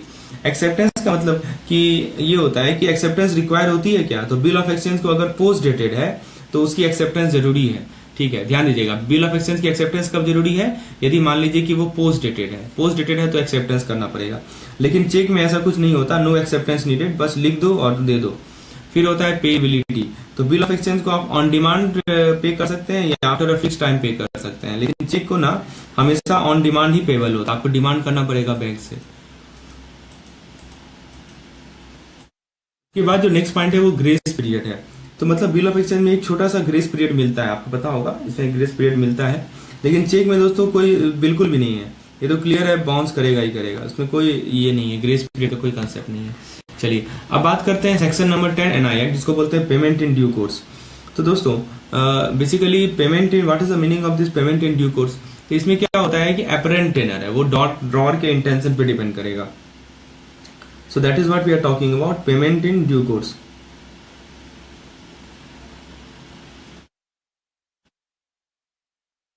तो उसके बाद क्या है कि कोई नेग्लिजेंस नहीं होनी चाहिए, ठीक है, डिसऑनेस्टी नहीं अलाउड है, ना ही गुड फेथ में आपने किया हो तो उसको पेमेंट इन ड्यू कोर्स कहेंगे। और legal position without reasonable doubt, यानी कि जो पोजीशन है वो लीगल है बिना किसी डाउट का, ठीक है। नो प्रोटेक्शन, हाँ यदि स्टॉप पेमेंट इशू किया है तब कोई प्रोटेक्शन नहीं मिलेगा। ऐसे मान लीजिए कि जिसका चेक है, ठीक है ना, उसने बोला कि पेमेंट रोक दो, अब फिर भी जो है आपने पेमेंट करवाया, तब तो आपको प्रोटेक्शन नहीं मिलेगा। एक होता है मटेरियल अल्टरेशन। तो मटेरियल अल्टरेशन का डेफिनेशन होता है कि ऐसे कोई भी चेंज जो चेक की जो लीगल आइडेंटिटी है, लायबिलिटी है या बिजनेस इफेक्ट है उसे बदल दे, उसे हम मटेरियल अल्टरेशन कहते हैं। इसके की प्रिंसिपल क्या होते हैं, मान लीजिए कि अगर कोई चेंज किसी चेक के लीगल या फाइनेंशियल इफेक्ट को अल्टर करता है, मतलब चेंज करता है, ठीक है, तो वो मटेरियल माना जाता है। मान लीजिए कि कोई चेंज ऐसा हुआ जिससे चेक का जो लीगल है या जो बिजनेस इफेक्ट है, राइट, या फाइनेंशियल इफेक्ट है वो चेंज होता है, तो उसको हम लोग उसके मटेरियल माना जाता है। कोई भी ऐसा चेंज हो, दैट इज कॉल्ड मटेरियल। अच्छा, कंसेंट रिक्वायरमेंट में क्या है कि ऐसा कोई भी अल्टरेशन यदि होगा ना, राइट, तो ऐसे किसी भी अल्टरेशन के लिए ड्रॉअर का कंसेंट और सिग्नेचर होना कंपलसरी है, बिना इसके चेंज वैलिड ही नहीं होगा, इसीलिए बोलते हैं कंसेंट रिक्वायरमेंट। फिर होता है हमारा विदाउट कंसेंट क्या होगा, ठीक है, without consent, consequence without consent. इसका क्या मतलब हुआ कि अगर ऐसे अल्टरेशन के लिए ड्रॉअर का कंसेंट और सिग्नेचर होना कंपलसरी है, मान लीजिए कुछ अल्टरेशन है तो ड्रॉअर साइन करेगा, है ना, वरना क्या होगा, चेक जो है वैलिड ही नहीं होता, लिखा ना चेक बिकम वाइड। उसके बाद लिखा है डेट चेंज। ध्यान दीजिएगा कि विदाउट कंसेंट तो समझ लिया आपने, तो डेट चेंज में क्या है, इसे पेमेंट टाइम शिफ्ट हो जाता है, ठीक है। और फिर क्या आता है, पेई का नाम चेंज, तो रेसिपिएंट की आइडेंटिटी चेंज हो जाती है, ठीक है। तो उसके बाद आता है अमाउंट अल्टरेशन, तो ये तो फ्रॉड है, सबसे कॉमन फ्रॉड यही है, ये तो इलीगल है, आप अमाउंट को चेंज ही नहीं कर सकते। तो पूछा जाएगा क्या अमाउंट को हम बदल सकते हैं, तो अमाउंट नहीं बदल सकते आप, ये तो फ्रॉड है। उसके बाद ऑर्डर टू बियरर कन्वर्जन, नेगोशिएबिलिटी बढ़ जाती है, मतलब चेक किसी और के हाथ में वैलिड हो सकता है, लिखा है ना, order to bearer conversion changes negotiability. तो दोस्तों याद रखिए, मटेरियल अल्टरेशन बिना कंसेंट के किसी भी नेगोशिएबल इंस्ट्रूमेंट को इनवैलिड बना सकता है, तो आपको कंसेंट लेना बहुत ही आवश्यक है। अब बात करते हैं हम लोग होल्डर ऑफ नेगोशिएबल इंस्ट्रूमेंट की। तो देखिए, होल्डर एनआई एक्ट की सेक्शन 8 में आता है। तो सबसे पहले बात करते हैं कि आपने कभी चेक या बिल ऑफ एक्सचेंज मिला हो तो क्या आप ऑटोमेटिकली होल्डर बन जाते हैं, तो नहीं, ऐसा नहीं होता। पहले होल्डर के डेफिनेशन को आप देखिए कि आखिर होल्डर कौन होता है, यहाँ पे देखिए डेफिनेशन दिया गया है। तो देखिए होल्डर क्या है कि होल्डर वो पर्सन होता है जो अपने नाम पे लीगली इंटाइटल्ड होता है, पर्सन लीगली इंटाइटल्ड, राइट। तो जो अपने नाम पे लीगली इंटाइटल्ड होता है उसे हम लोग होल्डर बोलते हैं, राइट। तो और इंस्ट्रूमेंट को पॉजेस करने के लिए और उसका पैसा रिकवर करने के लिए लीगली इंटाइटल्ड होता है। दो चीज लिखा है, या तो पॉजेस करे और अमाउंट को रिकवर करे, ठीक है, तो उसे हम लोग होल्डर बोलते हैं। ये तो होल्डर का डेफिनेशन हो गया। अब होल्डर का एक्शन क्या होता है, राइट। तो जो होल्डर का एक्शन होता है वो आप यहाँ पे देख सकते हैं। तो होल्डर का एक्शन, एक जेन्युइन होल्डर क्या क्या कर सकता है वो देखिए जरा। सबसे पहले वो क्या कर सकता है, चेक को इंडोर्स कर सकता है, यानी कंप्लीट इंडोर्समेंट। फिर क्या वो कर सकता है, वो क्रॉस कर सकता है चेक को, यहाँ देखिए। फिर क्या कर सकता है कि नॉट नेगोशिएबल लिख सकता है, ऐड नॉट नेगोशिएबल। और अगर बिल खो गया हो तो इंडेमनिटी के साथ डुप्लीकेट बिल भी ले सकता है, get duplicate of loss bill और इंडेमनिटी। ये सब होल्डर के एक्शन है। एक बार फिर से रिपीट कर दी, क्या क्या कर सकता है। तो एक जेन्युइन होल्डर जो है चेक को इंडोर्स करेगा, क्रॉस कर सकता है, he can cross the cheque, he can add non negotiable लिख सकता है, और अगर बिल खो गया हो तो इंडेमनिटी के साथ डुप्लीकेट बिल भी ले सकता है, ठीक है। उसके बाद क्रॉस चेक तो आप समझते होंगे। अच्छा, डुप्लीकेट बिल का कंसेप्ट आया है। ये डुप्लीकेट बिल क्या होता है वो देख लीजिए। देखिए, लॉस्ट बिल के केस में डुप्लीकेट बिल मिलता है, लेकिन इंडेमनिटी बॉन्ड के साथ, यानी कि लीगल प्रॉमिस फॉर सेफ्टी। आप डुप्लीकेट बिल दे सकते हैं, लेकिन आपको इंडेमनिटी लेना पड़ेगा, जो कि एक सेफ्टी के लिए बहुत जरूरी है। अच्छा, होल्डर कौन नहीं होता है? देखिए, अगर किसी मान लीजिए कि कोई चेक में मिल गया रोड पे, या वो फोर्ज्ड हो या वो फ्रॉड से मिले, तो ऐसे पर्सन होल्डर नहीं कहलाते। लीगल राइट होना जरूरी है। मैं बार बार रिपीट कर रहा हूँ कि जो भी होल्डर वही होता है जिसके पास लीगल राइट हो। राइट, मतलब बार बार कर रहा हूँ कि लीगल इंटाइटल्ड हो। राइट, आपको मान लीजिए रोड पे मिल गया या खोया हुआ चेक मिल गया किसी का, तो वो आप होल्डर नहीं कराएंगे। तो दोस्तों, नेक्स्ट टाइम अगर आपके पास चेक या बिल हो तो चेक कीजिए कि आप होल्डर हैं भी या नहीं है। मैंने डेफिनेशन आपको बता दिया, होल्डर क्या क्या कर सकता है ये मैंने आपको बता दिया। इंडोर्समेंट कर सकता है, क्रॉस कर सकता है, नॉन नेगोशिएबल लिख सकता है, इंडेमनिटी के माध्यम से लॉस्ट बिल का डुप्लीकेट ले सकता है। ठीक है, लीगल राइट बहुत जरूरी है होल्डर के लिए। वही मैं बता रहा हूँ कि होल्डर के लिए क्या है कि सिर्फ हाथ में चेक होना इनफ नहीं है, राइट होना चाहिए। चलिए, आप समझ गए होंगे इस बात को। अब हम लोग अगले कंसेप्ट की ओर बढ़ते हैं, जिसको बोलते हैं एचडीसी। राइट, तो एचडीसी क्या होता है आइए देखते हैं। What is HDC? जिसको बोलते हैं होल्डर इन ड्यू कोर्स। देखिए दोस्तों, बात करेंगे बहुत ही इंपॉर्टेंट और एग्जाम फ्रेंडली कंसेप्ट के बारे में। होल्डर इन ड्यू कोर्स बहुत इंपॉर्टेंट है। तो दोस्तों, सबसे पहले इसे समझते हैं कि एचडीसी वो इंसान होता है जो किसी नेगोशिएबल इंस्ट्रूमेंट को कंसिडरेशन के साथ, यहाँ पे देखिए कीवर्ड लिखा गया है कंसिडरेशन, किसी भी नेगोशिएबल इंस्ट्रूमेंट को कंसिडरेशन के साथ मैच्योरिटी से पहले और गुड फेथ में, तीन कंडीशन बताया। पहला क्या बताया? कंसिडरेशन। दूसरा क्या बताया आपको? मैच्योरिटी से पहले। और तीसरा क्या बताया आपको? Good faith. ठीक है ना? तो यदि ये तीन कंडीशन फुलफिल हो रहे हैं, राइट, तो फिर कहेगा बिना किसी डिफेक्ट या फ्रॉड के, तो एचडीसी कहलाता है। एचडीसी में होल्डर इन ड्यू कोर्स कहलाता है। राइट, अब देखिए एचडीसी बनने के लिए क्या क्या कंडीशन है। What are the condition which are required for being HDC? तो यहाँ पे देखिए, पहले मैंने आपको बताया इंस्ट्रूमेंट लेना चाहिए पैसे के बदले। कंसिडरेशन का मतलब यही होता है। कंसिडरेशन का मतलब सिंपल सा होता है कि पैसा के बदले जो है आपने इंस्ट्रूमेंट लिया है। मैच्योरिटी के पहले लेना चाहिए, देखा है, बिफोर मैच्योरिटी। ठीक है। तीसरा पॉइंट क्या है? इंस्ट्रूमेंट में कोई डिफेक्ट या सस्पिशन नहीं होना चाहिए। There should be no defect on the title.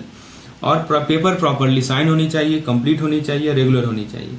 Right, तो ये सभी चीज है कंडीशन है एचडीसी होने के लिए। फिर से रिपीट करते हैं, कंसिडरेशन जरूरी है, मैच्योरिटी से पहले होगा, कोई सस्पिशियस नहीं होना चाहिए, टाइटल में डिफेक्ट नहीं होना चाहिए। अच्छा, अब दूसरी बात है कि और क्या चीजें हैं किसी को एचडीसी बनाने से रोक सकती हैं, डिस्क्वालीफाई कर सकती हैं।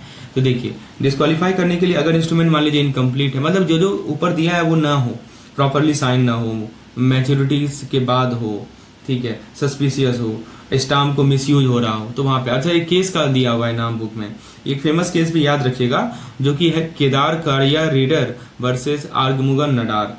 राइट, जो कि मद्रास में हुआ था 1992 में। तो यह केस बताता है कि अगर इंस्ट्रूमेंट प्रॉपरली फाइल नहीं है तो एचडीसी का प्रोटेक्शन आपको मिलेगा ही नहीं।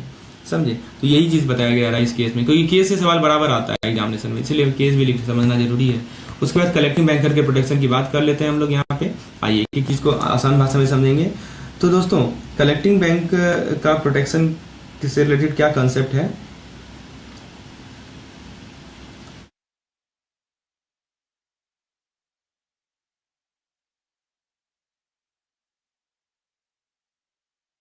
हाँ, जो कि सेक्शन 131 के अंदर आता है, 131 में आता है। तो देखिए दोस्तों, बेसिकली यह प्रोटेक्शन बैंक को तब मिलता है जब वह किसी कस्टमर के चेक कलेक्ट करता है, लेकिन कुछ कंडीशन के साथ। कंडीशन क्या है? देखिए, cheque must be crossed. Cross समझते हैं ना, यानी वो अकाउंट पे ही होगा। ठीक है। अब दो तरह का क्रॉसिंग होता है, जनरल क्रॉसिंग होता है, स्पेशल क्रॉसिंग होता है, चाहे वो जनरल हो या स्पेशल हो। और चेक सिर्फ अपने कस्टमर के लिए ही कलेक्ट कर रहा हो, ऐसा नहीं कि दूसरे बैंक के कस्टमर के लिए, अपने कस्टमर के लिए कलेक्ट कर रहा हो। गुड फेथ हो और ड्यू केयर जरूरी है, कोई नेग्लिजेंस नहीं होनी चाहिए। और चौथी बात है कि अगर इन सब कंडीशन का पालन हो गया तो बैंकर पे कोई लायबिलिटी नहीं होती, चाहे चेक का टाइटल डिफेक्टिव ही क्यों ना हो। समझे? ये ध्यान रखना है। तीन कंडीशन बताया आपको, पहला गुड फेथ होना चाहिए, दूसरा क्रॉस होना चाहिए, और तीसरा जो है अपने कस्टमर के लिए होनी चाहिए। अब देखिए, इमेजिन कीजिए कि अगर चेक चोरी का हो और बैंकर को पता ही नहीं हो, फिर भी अगर उसने गुड फेथ और डिलीजेंस दिखाया हो तो कोई जिम्मेदारी नहीं होगी। ठीक है, वही एक्सप्लेनेशन नंबर 1 बताया रहा है। ठीक है। अच्छा, नहीं, ये तो आपको मैंने एग्जांपल समझा दिया कि मान लीजिए कि चेक चोरी का हो और फिर यदि बैंकर ने गुड फेथ दिखाया हो, ठीक है, और डिलीजेंस दिखाई हो, तो फिर उनकी कोई जिम्मेदारी नहीं है, लायबिलिटी नहीं है। अच्छा, एक एक्सप्लेनेशन दिया हुआ, देखिए, अगर बैंक ने चेक का अमाउंट कलेक्ट होने से पहले कस्टमर के अकाउंट में डाल दिया तो भी रिसीव्ड पेमेंट माना जाता है, protection still apply. Credit before collection, इसका क्या मतलब हुआ? समझिए कि बैंक ने चेक, मान लीजिए कि बैंक ने चेक का अमाउंट कलेक्ट होने से पहले कस्टमर के अकाउंट में पैसा डाल दिया, ठीक है, तो भी उसे माना जाएगा रिसीव्ड पेमेंट। समझे बात को, तो ये ध्यान रखना है। That is also consider receive payment. और एक्सप्लेनेशन 2 में क्या कहा जा रहा है कि ट्रंकेटेड चेक, आजकल मोस्टली चेक इलेक्ट्रॉनिकली क्लियर होते हैं, पता ही होगा, आपने पढ़ा है ट्रंकेटेड चेक के बारे में, इसी को बोलते हैं। तो मोस्टली जो चेक होते हैं ना वो इलेक्ट्रॉनिकली क्लियर होते हैं, क्लियरेंस इलेक्ट्रॉनिकल माध्यम से होता है। इस केस में बैंकर को इमेज वेरीफाई करनी होती है। क्या क्या वेरीफाई करनी है बैंकर को? इमेज वेरीफाई कीजिए, राइट। फ्रॉड या फॉर्जरी जैसे विजुअल इशू को आइडेंटिफाई करना पड़ता है विद ड्यू डिलिजेंस, राइट। तो दोस्तों ये जो सेक्शन 131 है 131 है, एक सील्ड है बैंकर के लिए, लेकिन सिर्फ तब जब वो ऑनेस्टी और रिस्पॉन्सिबिलिटी से काम करे, राइट। तो ये आपने देख लिया। तो उसके बाद दोस्तों नेक्स्ट जो कंसेप्ट है जो वो है हमारा डिसऑनर ऑफ चेक। अगला जो कंसेप्ट है वो है यस कलेक्टिंग बैंक प्रोटेक्शन। अच्छा देखिए कुछ और भी कंडीशंस हैं, इसको भी देख लेते हैं।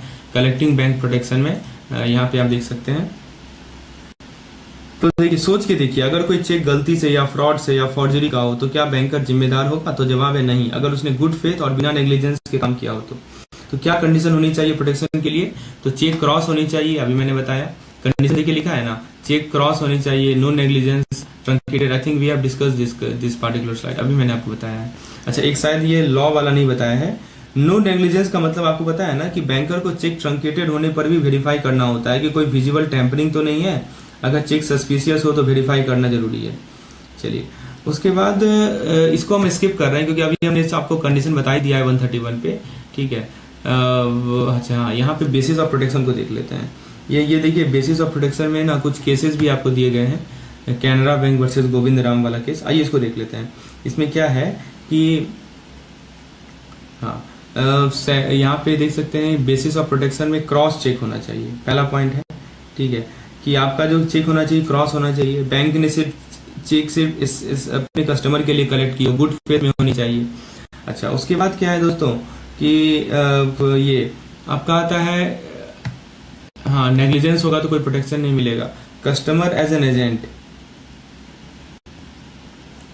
हाँ कैनरा बैंक वर्सेस गोविंद राम में क्या हुआ था कि बैंक लायबल पैसा गया था बिकॉज इंडोर्समेंट वेरीफाई नहीं कर पाया था, तो बैंक लायबल माना गया था, ठीक है। और कस्टमर रिलेशनशिप भी जरूरी है, यहाँ पे देखिए लिखा गया customer relationship is also essential.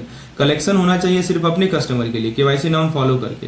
तो अगर बैंक गुड फेथ से बिना केयरलेस मिस्टेक के अपने ही कस्टमर के क्रॉस चेक को कलेक्ट करता है तो सेक्शन 31 उन्हें प्रोटेक्शन देता है, चाहे चेक का असली मालिक कोई और ही क्यों ना हो, ठीक है, ये ध्यान रखना है। उसके बाद दोस्तों एक है हमारा डिसऑनर ऑफ चेक, इसको थोड़ा समझ लीजिए, सेक्शन 138 के अंदर आता है ये डिसऑनर ऑफ चेक। आइए देखते हैं इसमें क्या बताया जा रहा है।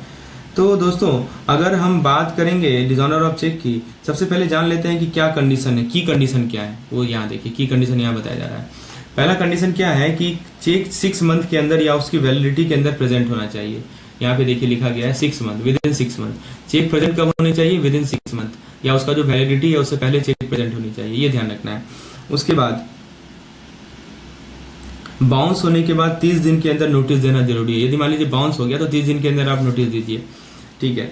उसके बाद दोस्तों अगर उसके बाद अगर 15 दिन के अंदर पेमेंट नहीं आता है, ठीक है, तब क्रिमिनल केस फाइल हो सकता है, समझिए। तो बाउंस पहले देखिए, बाउंस मान लीजिए चेक हो गया तो 30 दिन के अंदर आप नोटिस दीजिए। नोटिस देने के बाद भी 15 दिन के अंदर पेमेंट नहीं आता है तो फिर क्रिमिनल केस फाइल कीजिए। क्या है ऑफेंस? क्या ये ऑफेंस हर चेक पे अप्लाई होता है? तो देखिए ये सवाल है कि क्या ये ऑफेंस अभी जो बताया हर चेक पे अप्लाई होता है।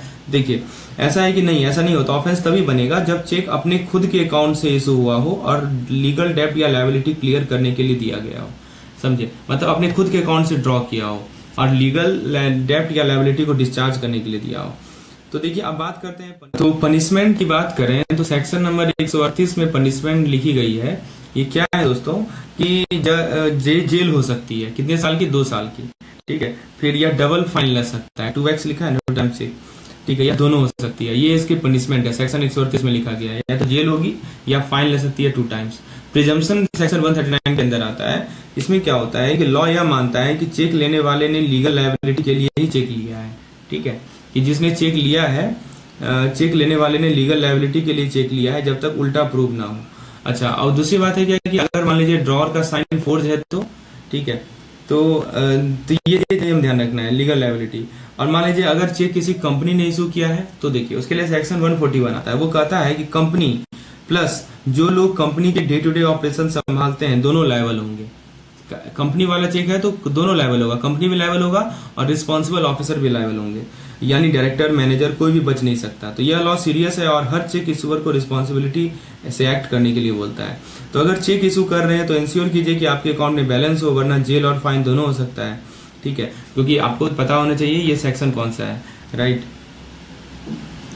तो आपको मैंने ये बेसिस ऑफ प्रोटेक्शन में समझा दिया इसके बारे में। तो फ्रेंड्स, इस टॉपिक से इतना पॉइंट आपने यदि पढ़ लिया ना तो मोर देन सफिशिएंट है। यदि आप चीज़ें समझाई जाएंगी सिंपल भाषा में, तो चलिए शुरुआत करते हैं हम लोग फेमा के की टर्म्स से, right. So let's get started with the key terms of FEMA.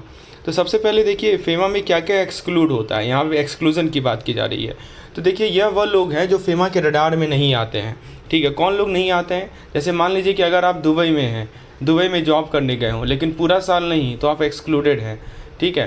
तो जैसे यहाँ पे देखिए क्या लिखा है कि left India for job business stay abroad uncertain period, तो ये एक्सक्लूड होता है। मान लीजिए भारत में आप आए हैं जॉब बिजनेस परमानेंट स्टे के लिए, और इसके अंदर कौन आते हैं? Entity registered in India, Indian office of foreign person, foreign office of Indian person, right. तो ये सब के सब आते हैं। देखिए फॉरेन कंपनी के इंडियन ऑफिस भी यहाँ पे इंक्लूडेड हैं, जैसे कि गूगल इंडिया, टेक्निकली वो भी फेमा के पार्टी में शामिल है। उसके बाद आता है हमारा पर्सन रेजिडेंट इन इंडिया। इसका क्या मतलब होता है दोस्तों कि 182 दिन से ज़्यादा, 182 डेज से ज़्यादा इंडिया में रहने वाला व्यक्ति, राइट, तो वो कहलाता है person resident in India, right. तो ये हो गया रेजिडेंट हो गया। तो 182 दिन से ज़्यादा यदि भारत में रह गया तो वो रेजिडेंट कहलाएगा। तो अगर आपके पेरेंट 6 महीने से अब्रोड हैं तो वो भी नॉन रेजिडेंट हैं, पर बर्थडे पे आ गए तो फिर से रेजिडेंट बन गए, समझे। 182 डेज़ की बात हो रही है।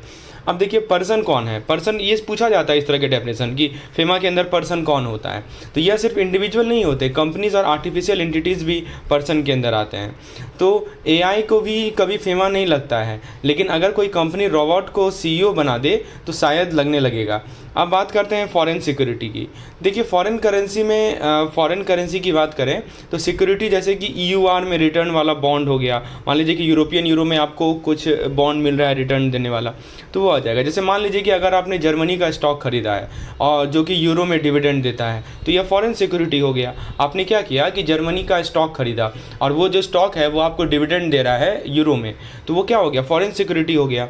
अच्छा, उसके बाद दोस्तों एक बहुत इंपॉर्टेंट पॉइंट मैं आपको ले चलता हूँ, वो है कैपिटल और करेंट अकाउंट में डिफरेंस। यहाँ देखिए कैपिटल अकाउंट क्या होता है दोस्तों, जैसे मान लीजिए कि लॉन्ग टर्म, जैसे आपने प्रॉपर्टी खरीदा तो वो कैपिटल अकाउंट कहलाएगा।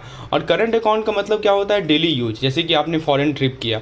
और भी देखिए ना एग्जाम्पल दिया हुआ है, trade service payment, loan interest, investment income, आपने फैमिली के लिए रेमिटेंस किया, foreign travel, education, medical expense, तो ये सब के सब जो होते हैं हमारे करंट अकाउंट ट्रांजेक्शन होते हैं।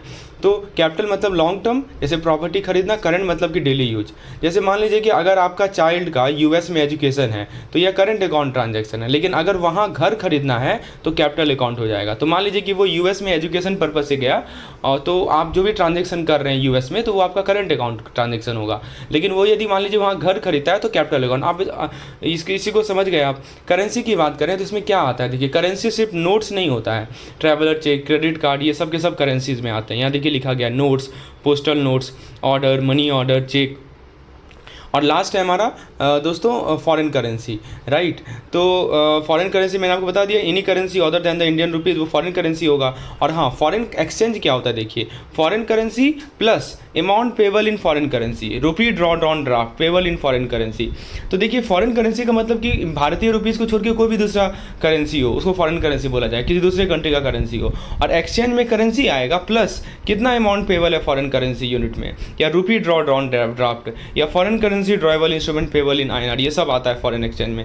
तो करेंसी तो रहेगा ही रहेगा, प्लस कितना अमाउंट पेबल है वो भी आएगा, ठीक है। कितना foreign currency drawn instrument payable है आईएनआर में वो भी आएगा। तो this is the two things, कितना पेबल है आईएनआर में और plus foreign currency is equal to foreign exchange. तो दोस्तों ये जो स्लाइड है ना, इसके माध्यम से जितना भी की टर्म्स हैं फेमा के सब कुछ क्लियर होता है। फेमा 1999 के जो की टर्म्स हैं उसको मैंने समझा दिया, क्या एक्सक्लूड होता है, कौन पर्सन रेजिडेंट इन इंडिया होंगे, पर्सन कौन होता है, फॉरेन सिक्योरिटी क्या है, सिक्योरिटी क्या है, फॉरेन एक्सचेंज क्या है। और आपके बुक में ना ये 2 पेज में दिया हुआ है और उसको आप एक स्लाइड में सिंपल भाषा में समझ सकते हैं हमारे क्रैश कोर्स के माध्यम से।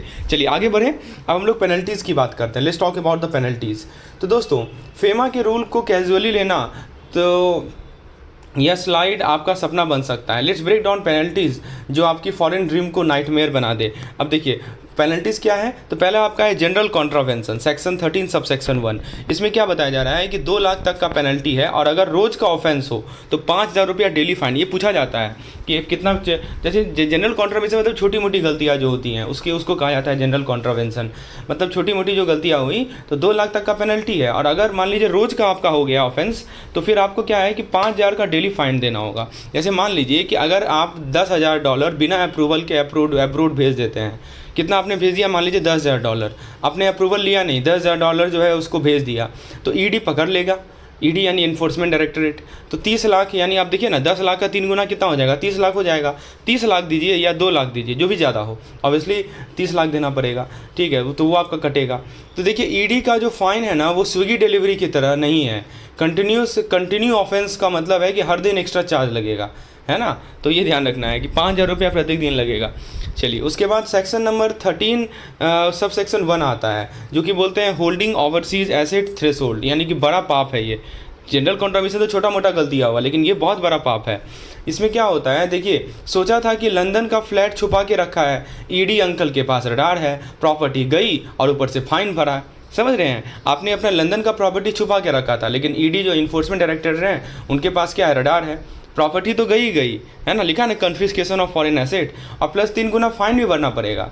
तो एनआरआई ये आपके लिए भी है, जॉइंट प्रॉपर्टी में नाम है, डॉक्यूमेंटेशन चेक करो वरना 3 गुना का शॉक लगेगा, ये ध्यान रखना है, ठीक है। तो ये दूसरा पॉइंट है। तीसरा है क्रिमिनल पनिशमेंट, यानी कि दोस्तों जेल का खौफ यहाँ पे आ जाता है। प्रोसिक्यूशन ट्रिगर लिखा है ना सेक्शन 13 सब सेक्शन 1B। देखिए किसी ने वॉल्फ ऑफ वॉल स्ट्रीट देखकर फॉरेन शेयर का जुगाड़ किया, यहाँ पे जेल ऑफ मुंबई सिक्वल बन गया। तो देखिए ईडी के साथ नो कॉम्प्रोमाइज़ वाला सीन है, असिस्टेंट डायरेक्टर प्लस यहाँ लिखा है ना, देखिए assistant director plus complain direct court drama शुरू हो जाता है। तो मतलब कि एग्जीक्यूटिंग अथॉरिटी के द्वारा रिकमेंड किया जाता है, क्रिमिनल कमेंट जो है ईडी के द्वारा लिखा जाता है। फिर आता है कन्फिस्केशन पावर। अच्छा यहाँ पे देखिए लिखा गया है सेक्शन 13 सब सेक्शन C, उसमें शायद ये लास्ट है, ओके। उससे पहले देखिए क्रिमिनल पनिशमेंट। अब देखिए पनिशमेंट तो कितना क्रिमिनल पनिशमेंट होता है 37A का वायलेशन में, imprisonment up to 5 year plus fine. और यहाँ पे देखिए सेक्शन 13 जो कोर्ट कॉग्नाइजेंस होता है, तो उसका मतलब क्या हुआ कि इसका मीनिंग हुआ कि assistant director plus only on complain है। यदि असिस्टेंट डायरेक्टर का कंप्लेन आएगा तो डायरेक्ट कोर्ट ड्रामा शुरू हो जाता है, कोर्ट कॉग्नाइजेंस होता है। और फिर आता है कन्फिस्केशन पावर, यानी ईडी की 56। देखिए बैंक डिपॉजिट, प्रॉपर्टी, एवं इंडियन करेंसी भी सीज हो जाती है। समझ रहे हैं ना, बैंक डिपॉजिट जो है वो तो सीज हो गई होगी, प्रॉपर्टी भी सीज होगी, और भारतीय करेंसी जो है वो भी सीज होगी। मैं एग्जांपल लेके समझाता हूँ। अगर आपने डॉलर को ब्लैक में कन्वर्ट किया और ईडी ने पकड़ा तो सारा पैसा आपका गया, ईडी के पॉकेट में गया, समझे। तो दोस्तों लोग सोचते हैं कि प्रॉपर्टी अब्रोड है, इंडिया में क्या कर लेंगे, तो इंडियन बैंक से डिपॉजिट भी गेम ओवर हो सकता है। समझ रहे हैं ना, ऐसा नहीं कि आप सोचिएगा कि चलो भारत दूसरे देश में तो प्रॉपर्टी है, इंडिया वाले क्या कर लेंगे, नहीं, आपका जो भारतीय डिपॉजिट है ना वो भी कन्फिस्केट हो सकता है। वही तो कर रहा है सेक्शन 13 सब सेक्शन 2। अच्छा एक और चीज़ है एक्सप्लानेशन टू सेक्शन। तो देखिए क्या है कि बैंक डिपॉजिट, वही मैंने आपको बताया, सब कुछ आपका सीज हो सकता है, बैंक डिपॉजिट, इंडियन करेंसी, दूसरे converted asset, everything can be seize by the ED. चलिए तो दोस्तों बेसिकली ये ध्यान रखना है, इन सभी पॉइंट्स को ध्यान रखने हैं किस प्रकार की आपके, मैंने आपको एक एक चीज़ समझा दिया, सिंपल भाषा में समझाया है। जनरल कॉन्ट्रैक्ट छोटा मोटा गलती रहे 3 गुना फाइन और 5,000 रुपये का डेली बेसिस पे यदि वो लगातार रहे तो। और फिर आप होल्डिंग ऐसे एसेट होल्ड कर रहे हैं जो कि थ्रेशोल्ड से ज़्यादा हो तो आप सोचिएगा कि तो 3 गुना फाइन तो देना ही पड़ेगा, और वो प्रॉपर्टी भी गया उसके पास, फिर प्रोसिक्यूट कर सकता है ईडी। कहीं कहीं दोस्तों क्रिमिनल केस में जो है जेल का भी सजा होता है, लिखा ना 5 साल का जेल होता है। असिस्टेंट डायरेक्टर के कहने कंप्लेन कर रहा है तो कोर्ट कॉग्नाइजेंस शुरू हो जाता है, कन्फिस्केट कर लेता है प्रॉपर्टी, सबका प्रॉपर्टी, चाहे भारतीय डिपॉजिट हो, बैंक डिपॉजिट हो, सब कन्फिस्केशन हो जाता है। अब देखिए फेमा के अपील की बात करते हैं। देखिए यानी कि जंग कैसे लड़े, हाई कोर्ट तक का सफ़र। अब देखिए समझिए, फेमा का नोटिस मिला है, घबराइए नहीं। आज हम लोग समझेंगे कि कैसे अपील करना है, स्पेशल डायरेक्टर से सुप्रीम कोर्ट तक का पूरा गेम प्लान। सबसे पहले मैं आपको फर्स्ट लेवल पे ले आता हूं जो कि स्पेशल डायरेक्टर है, यानी कि फर्स्ट लेवल लोकल थाना समझिए इसको। जैसे छोटे मोटे मामले पहले थाना में जाते हैं ना, वैसे ही फेमा अपील की शुरुआत स्पेशल डायरेक्टर से होती है। जैसे अगर मान लीजिए कि आपका 5 लाख का पेनल्टी लगा है तो फर्स्ट स्टॉप है अपील का क्या, स्पेशल डायरेक्टर। पर सोच समझ के अपील कीजिए, है ना, क्योंकि यह डिसीजन बाकी सबको अफेक्ट करेगा। ठीक है। तो देखिए यहाँ पे गलती की तो अपील की लैडर और भी लंबी हो सकती है। फिर आता है हमारा एपलेट ट्रिब्यूनल, यानी कि साफेमा केसेस, सेशन कोर्ट लेवल। यानी 2017 के बाद क्या हुआ, साफेमा केसेस यहाँ जाते हैं, यानी जैसे सेशन कोर्ट में सीरियस मामले बेसिकली सुनवाई के लिए यहाँ पे जाते हैं।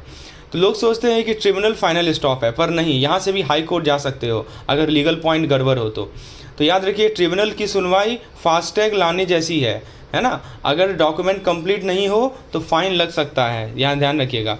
फिर आता है हाई कोर्ट, यानी कि हाई कमांड अपील। यहाँ सिर्फ लॉ के सवाल चैलेंज होते हैं, जैसे कि ईडी ने गलत सेक्शन लगाया है या प्रोसीड्यूर फॉलो नहीं किया गया। जैसे मान लीजिए कि अगर स्पेशल डायरेक्टर ने फेमा सेक्शन 13 गलत अप्लाई किया तो हाई कोर्ट में टेक्निकल नॉकआउट कर सकते हैं। देखिए ना, क्वेश्चन ऑफ लॉ। तो देखिए हाई कोर्ट की अपील CID एपिसोड जैसी होती है, क्ल्यू, आर्गूमेंट और फाइनल वर्डिक्ट का ड्रामा। और फिर आता है सुप्रीम कोर्ट। यहाँ तक केस पहुँचा तो समझो KBC का फास्टेस्ट फिंगर राउंड जीतने के बाद हॉट सीट आपको मिल गया है, राइट। तो सुप्रीम कोर्ट तक अपील करना एक्सपेंसिव भी है, टाइम कंज्यूमिंग भी है, इसीलिए पहले ही लेवल में स्ट्रॉन्ग केस बनाओ, राइट। अब देखिए केस का नाम है दोस्तों, ये केस का नाम बार बार पूछा जाता है, दामिनी। हाँ, आप देखिए दामिनी वाला जो तारीख पे तारीख सीन है ना, यहाँ पे पॉसिबल है, पर अगर आपके पास सॉलिड लीगल ग्राउंड है तो दोस्तों फाइनल जस्टिस तो आपको मिलेगा ही मिलेगा।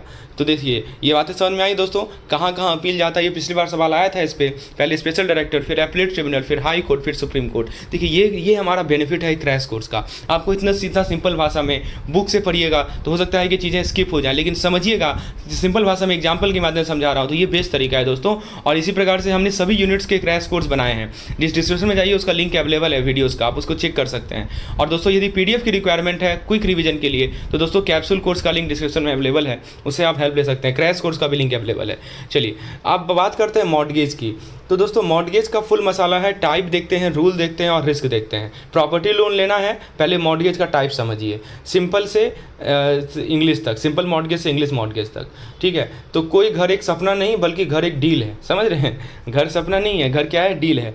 सबसे पहले मैं आपको मॉर्टगेज के बेसिक को समझाता हूँ, बुनियादी को समझिए। देखिए क्या होता है कि मॉर्टगेज का मतलब क्या हुआ कि प्रॉपर्टी का FD, समझ रहे हैं, प्रॉपर्टी का FD। जैसे FD पे पैसा लॉक करते हैं ना, तो मॉर्टगेज में प्रॉपर्टी लॉक होती है लोन के लिए। इसमें कुछ की टर्म्स होते हैं, जैसे आप देखिए मॉर्टगेजर यानी मालिक जो देता है ना, जो ट्रांसफरर है, जैसे कि जिसने घर दिया, अब मतलब उस पर गिरवी पे लगाया। मॉर्टगेजी यानी कि साहूकार जो देता है पैसा, जैसे कि बैंक हो गई मॉर्टगेजी, ठीक है ना। और मॉर्टगेज डीड यानी कि शादी का पैक्ट, जिसमें सब टर्म होते हैं, शादी एक्चुअली नहीं हो रहा है, ये कॉन्ट्रैक्ट एक तरह से, ठीक है। और मॉर्टगेज मनी के अंदर प्रिंसिपल इंटरेस्ट दोनों आता है। अब देखिए 6 तरह के मॉर्टगेज होते हैं, हम लोग इसके बारे में डिटेल डिस्कशन करेंगे, अभी मैं आपको शॉर्ट में समझा दूँ, राइट। तो देखिए सबसे पहले आता है सिंपल मॉर्टगेज। सिंपल मॉर्टगेज क्या होता है कि ना मालिक बदलेगा ना घर जाएगा, तो लोन नहीं चुकाया तो सिर्फ ऑक्शन का डर रहता है, ठीक है। फिर कहता है मॉर्टगेज बाय कंडीशनल सेल, ये ड्रामा किंग है। पहले बोलते हो घर तुम्हारा है और EMI नहीं भरी तो घर मेरा हो जाएगा। फिर आता है यूसुफ्रक्चुअरी मॉर्टगेज। तो ये क्या होता है दोस्तों, इसको सिंपल भाषा में समझिए कि रेंट टू ऑन देसी स्टाइल, रेंट टू ऑन देसी स्टाइल है, बैंक की EMI नहीं तो किराया बैंक खाएगा, समझें। फिर इंग्लिश मॉर्टगेज, तो अंग्रेज़ों वाला स्ट्रिक्ट है, तो EMI नहीं दी तो सीधा जो है घर बाय बाय। फिर आता है हमारा mortgage by deposit of title deed, यानी मेट्रो सिटी का फेवरेट है ये। ओरिजिनल पेपर बैंक लॉकर में बिना स्टाम्प पेपर का डील होता है, ठीक है। उसके बाद आता है एनोमैलस मॉर्टगेज, यानी दोस्तों जुगारू मिक्स एंड मैच है, जो ऊपर के टाइप्स का कॉकटेल हो वो कस्टमाइज डील, यही होता है हमारा एनोमैलस। अब देखिए कुछ फैक्ट आपको पता होना चाहिए कि एक होता है हमारा ट्रांसफ़र ऑफ एसेट। देखिए घर का हिस्सा बेसिकली क्या है, घर बेचने और खरीदने से पहले कुछ नोन फैक्ट आपको पता होना चाहिए। ट्रांसफ़र ऑफ इंटरेस्ट मतलब घर का हिस्सा बैंक को जाएगा पर ऑनरशिप तुम्हारे पास रहेगा, यानी आपके पास रहेगा। और दूसरी बात आती है मॉर्टगेज मनी, मैंने आपको बताया ही कि प्रिंसिपल इंटरेस्ट का सम होता है, ठीक है। तो देखिए सिंपल सी बात है, बचाव का एक ही मंत्र है, डीड पढ़ने में बोरिंग लगे पर ना पढ़ो तो क्या होगा, EMI भरो या घर से भागो, दोनों में से एक ऑप्शन पक्का है। अब चलिए हम लोग अगले स्लाइड पे चलते हैं, हम लोग डिफरेंट टाइप्स को समझते हैं। देखिए ये सबसे बेस्ट स्लाइड है, इसमें आपको तीनों मॉर्टगेज में ना आपको कैटेगराइजेशन किया गया है basic on the basis of some points. अब बुक में आपको कहीं नहीं मिलेगा इस तरह का चीज़, क्योंकि बुक में जो है सिंपल मॉर्टगेज को अलग से बताया है, कंडीशनल को अलग से बताया है, और हम क्या करेंगे, कंपेरिजन करेंगे। This is the best way of learning. Now friends अब देखिए मॉर्टगेज के ओलंपिक पे आ रहे हैं हम लोग, कौन जीतेगा बेस्ट लोन डील का गोल्ड, ठीक है ना। ये ओलंपिक है एक तरह से, और यहाँ पे बेस्ट लोन डील का गोल्ड है, कौन जीतेगा। तो आइए कंपेयर करते हैं।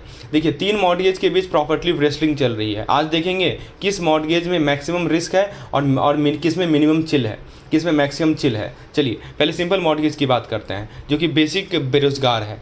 ठीक है, नो पोजीशन नो टेंशन। लेकिन ईएमआई नहीं भरी तो क्या होगा, देखिए बैंक घर नहीं लेगा पर कोर्ट से ऑक्शन करवा देगा यदि आप ईएमआई नहीं भरिएगा। तो लिखा है ना डिफ़ॉल्ट एक्शन, क्या लिखा है, कोर्ट डिक्री फॉर सेल।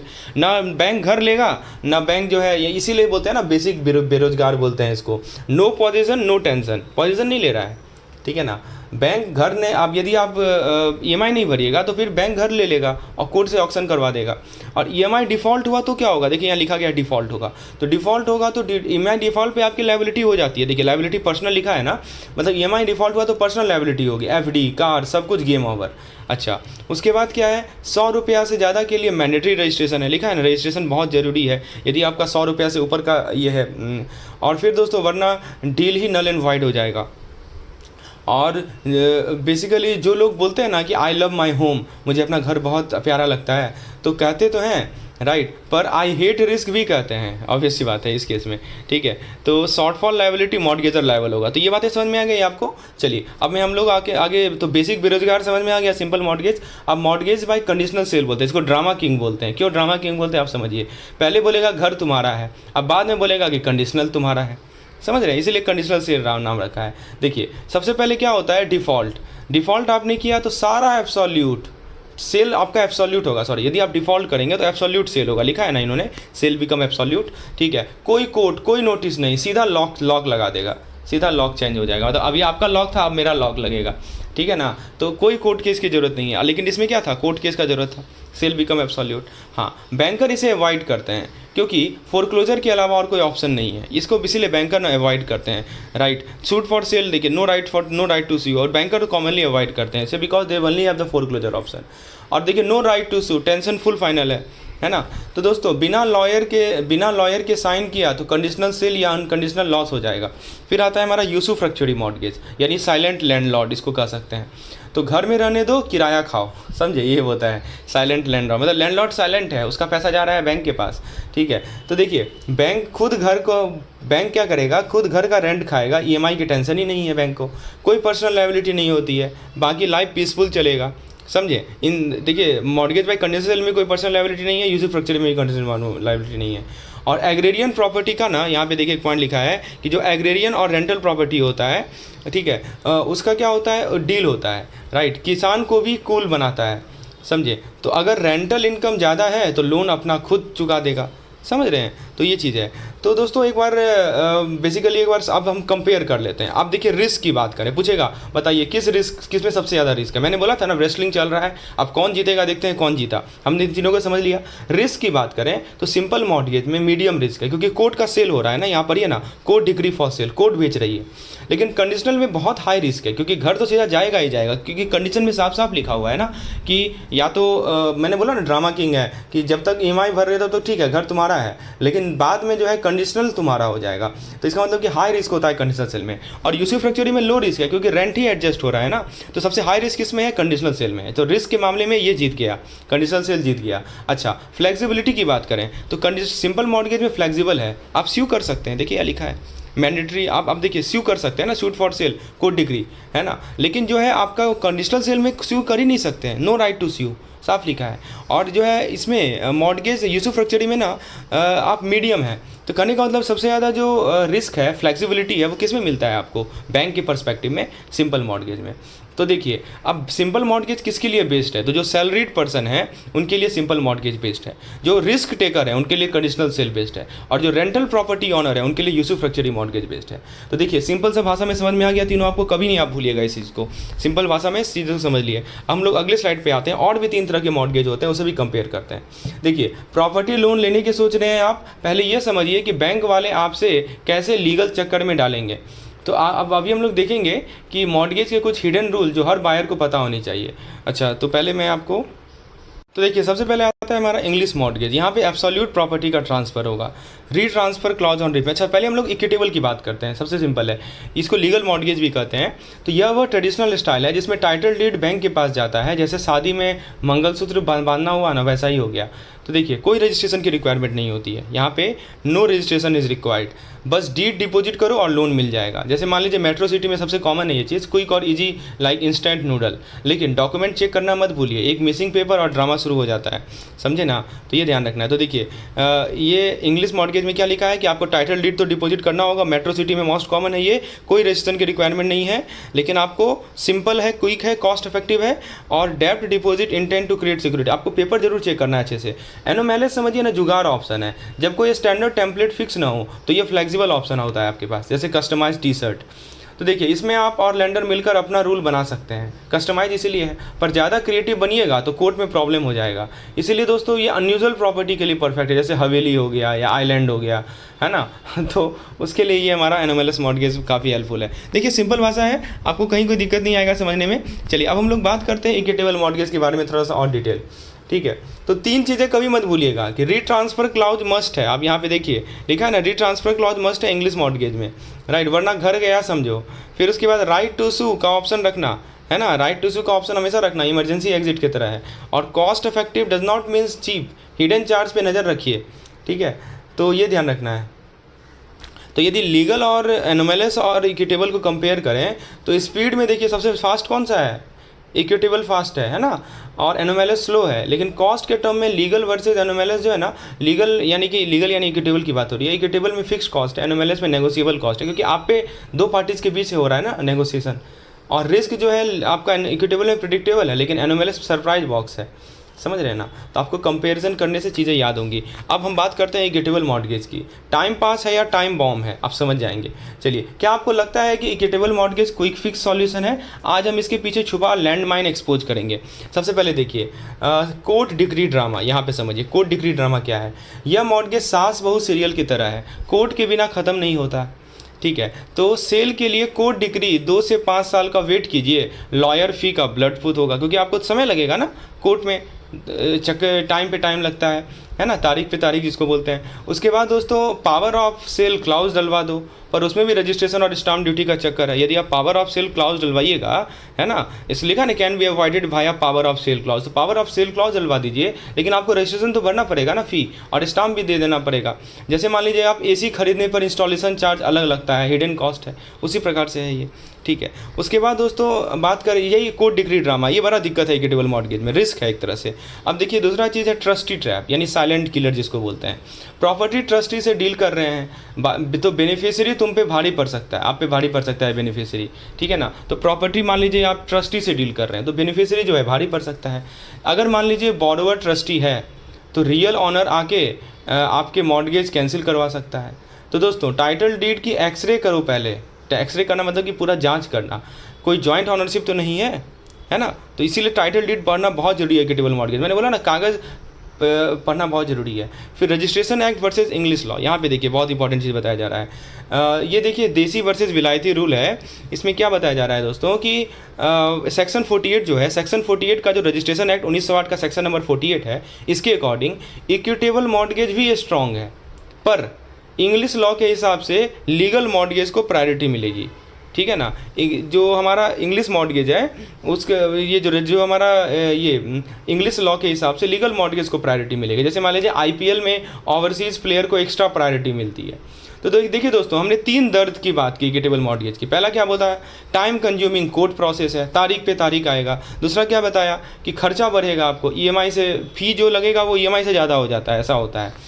और फिर क्या है ना कि ट्रस्टी का जो रिस्क है वो अनसर्टेन है ना, ट्रस्टी का रिस्क जो है वो अनसर्टेन है। आपको जॉइंट ऑनरशिप चेक करना, कागज़ पढ़ना बहुत ज़रूरी है, ठीक है ना। सब्सिक्वेंट मॉर्गेज ये पॉइंट बताया जा रहा है। तो बचाव के क्या उपाय हैं कि power of sale clause mandatory रखिए। देखिए यहाँ लिखा है ना कि आप पावर ऑफ सेल क्लॉज से कोर्ट डिग्री को अवॉइड कर सकते हैं। टाइटल डीड वेरिफिकेशन कीजिए सही तरीके से, तो ट्रस्टी रिस्क से आप बच जाइएगा।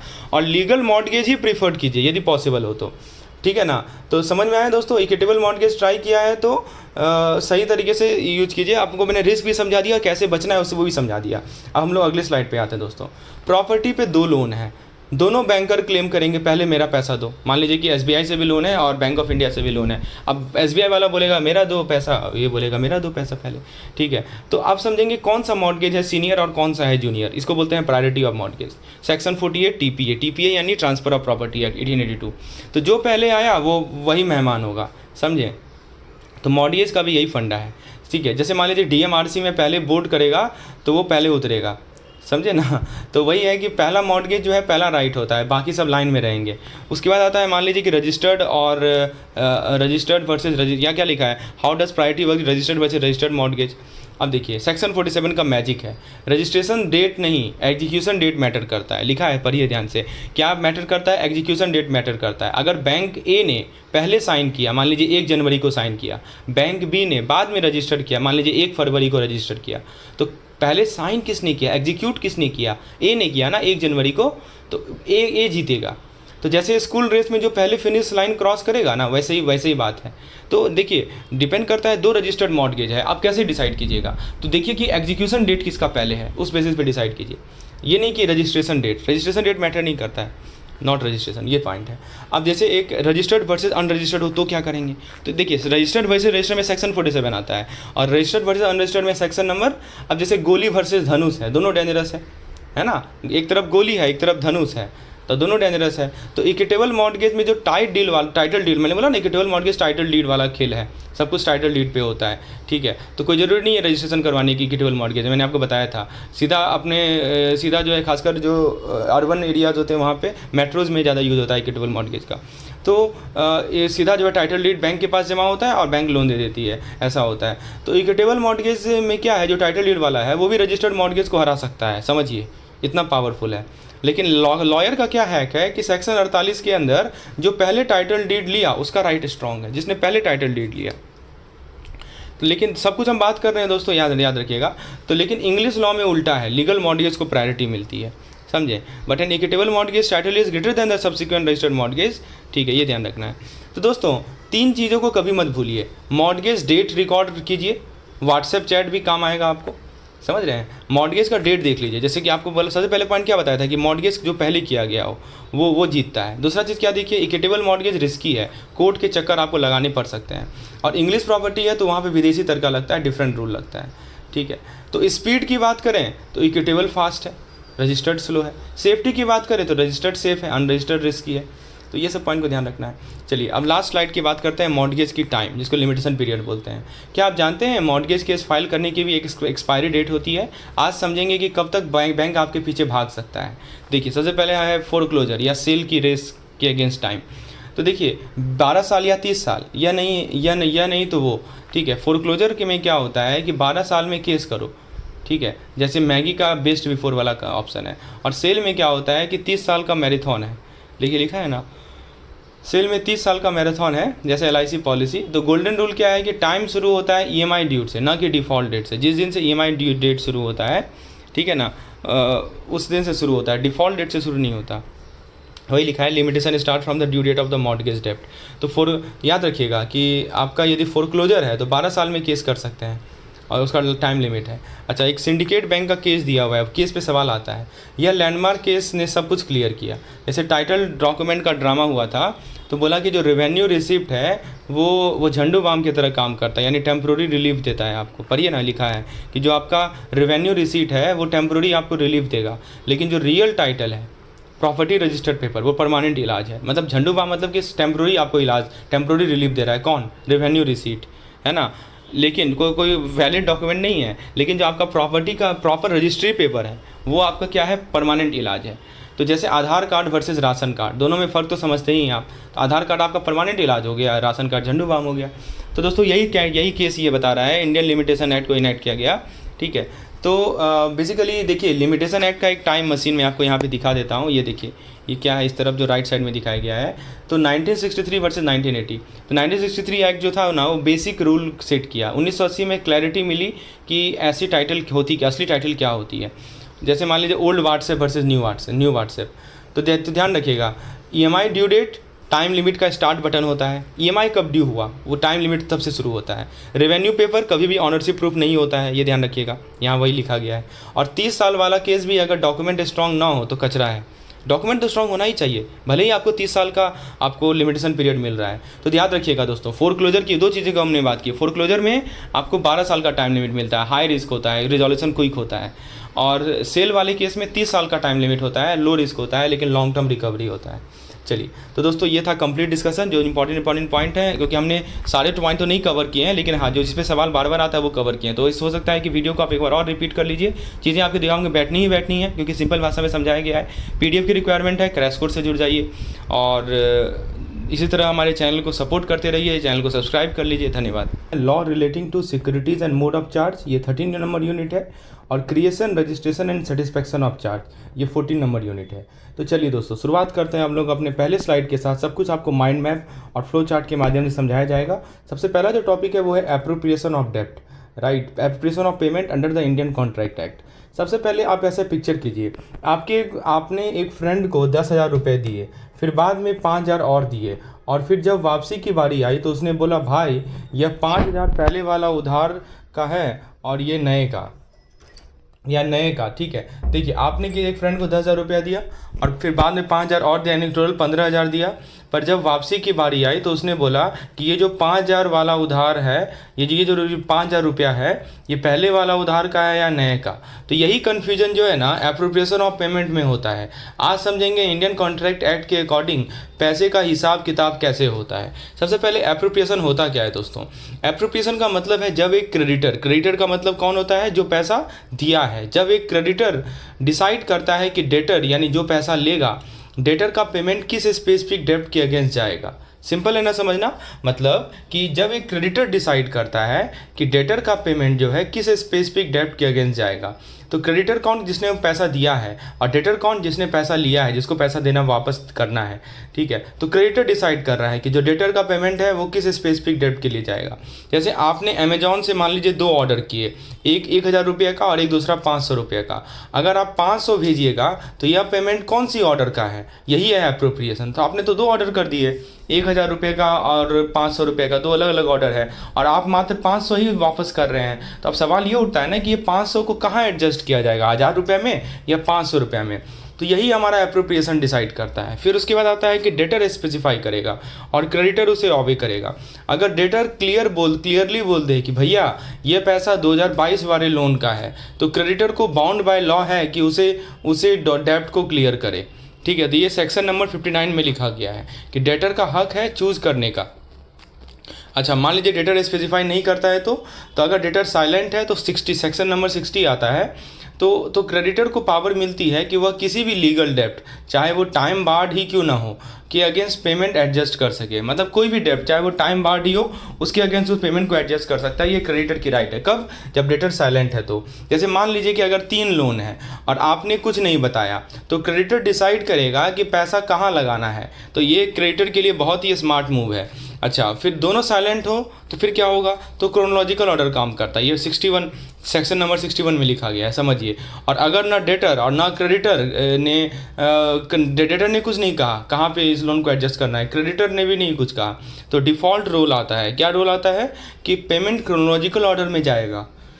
मतलब पहले वाला डेप्ट पहले क्लियर होगा, तो या अगर सब डेप्ट मान लीजिए इक्वल स्टैंडिंग के हैं तो प्रोपोर्शनली डिवाइड होगा, जैसे EMI में होता है, समझे। तो क्लेटन का जो केस है वो यहाँ पे लगता है, जिसको फीफो बोलते हैं, फर्स्ट इन फर्स्ट आउट।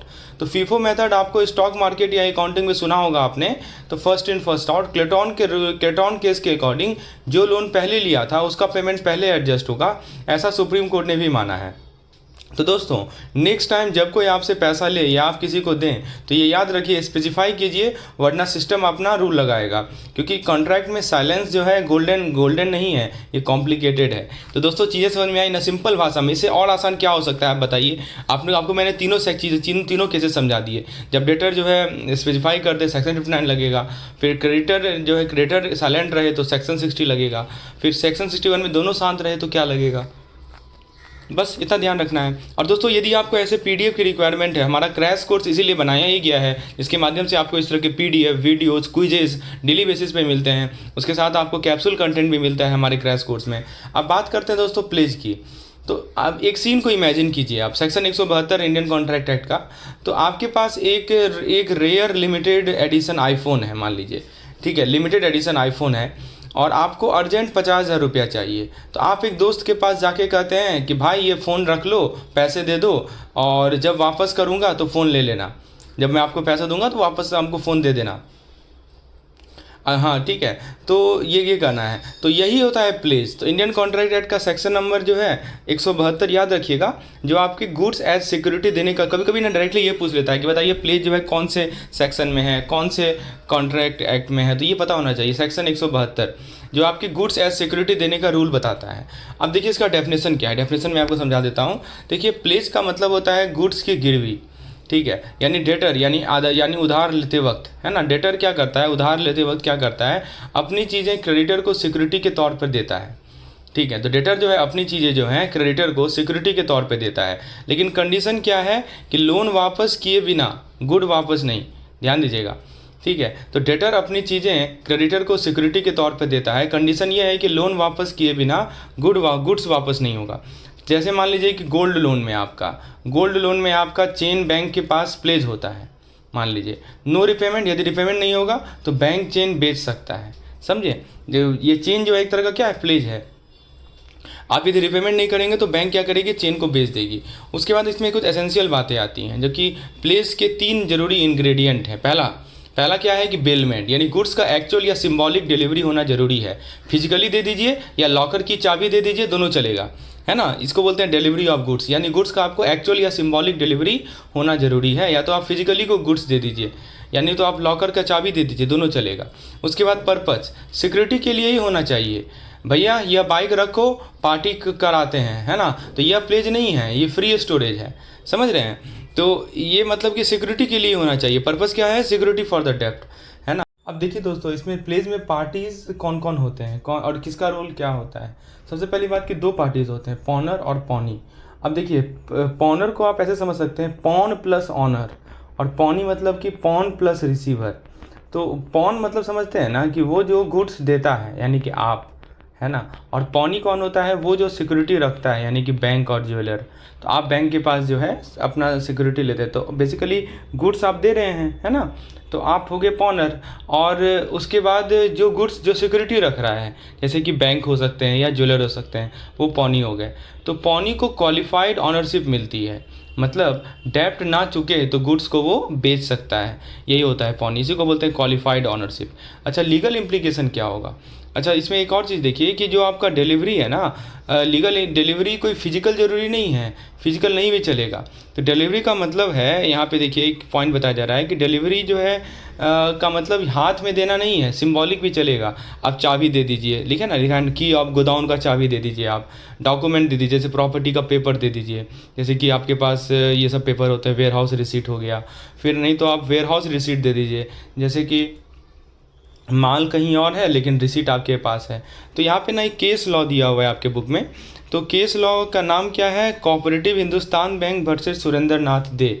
तो डिलीवरी नहीं तो प्लेज इनवैलिड है। तो इसमें कहा गया है कि इस देखिए, तो केस से यही पूछा जाता है ना कि ये जो हमारा Hindustan bank, cooperative Hindustan bank और सुरेंद्र नाथ डे में का जो केस था उसमें क्या इम्प्लीकेशन निकला, तो इस पे सवाल आता है। तो आपको इससे यही इम्प्लीकेशन निकला, इसका यही रिजल्ट आया, इससे यही प्रूफ हुआ कि यदि आप डिलीवरी नहीं करेंगे ना तो फिर प्लेज इनवैलिड माना जाएगा।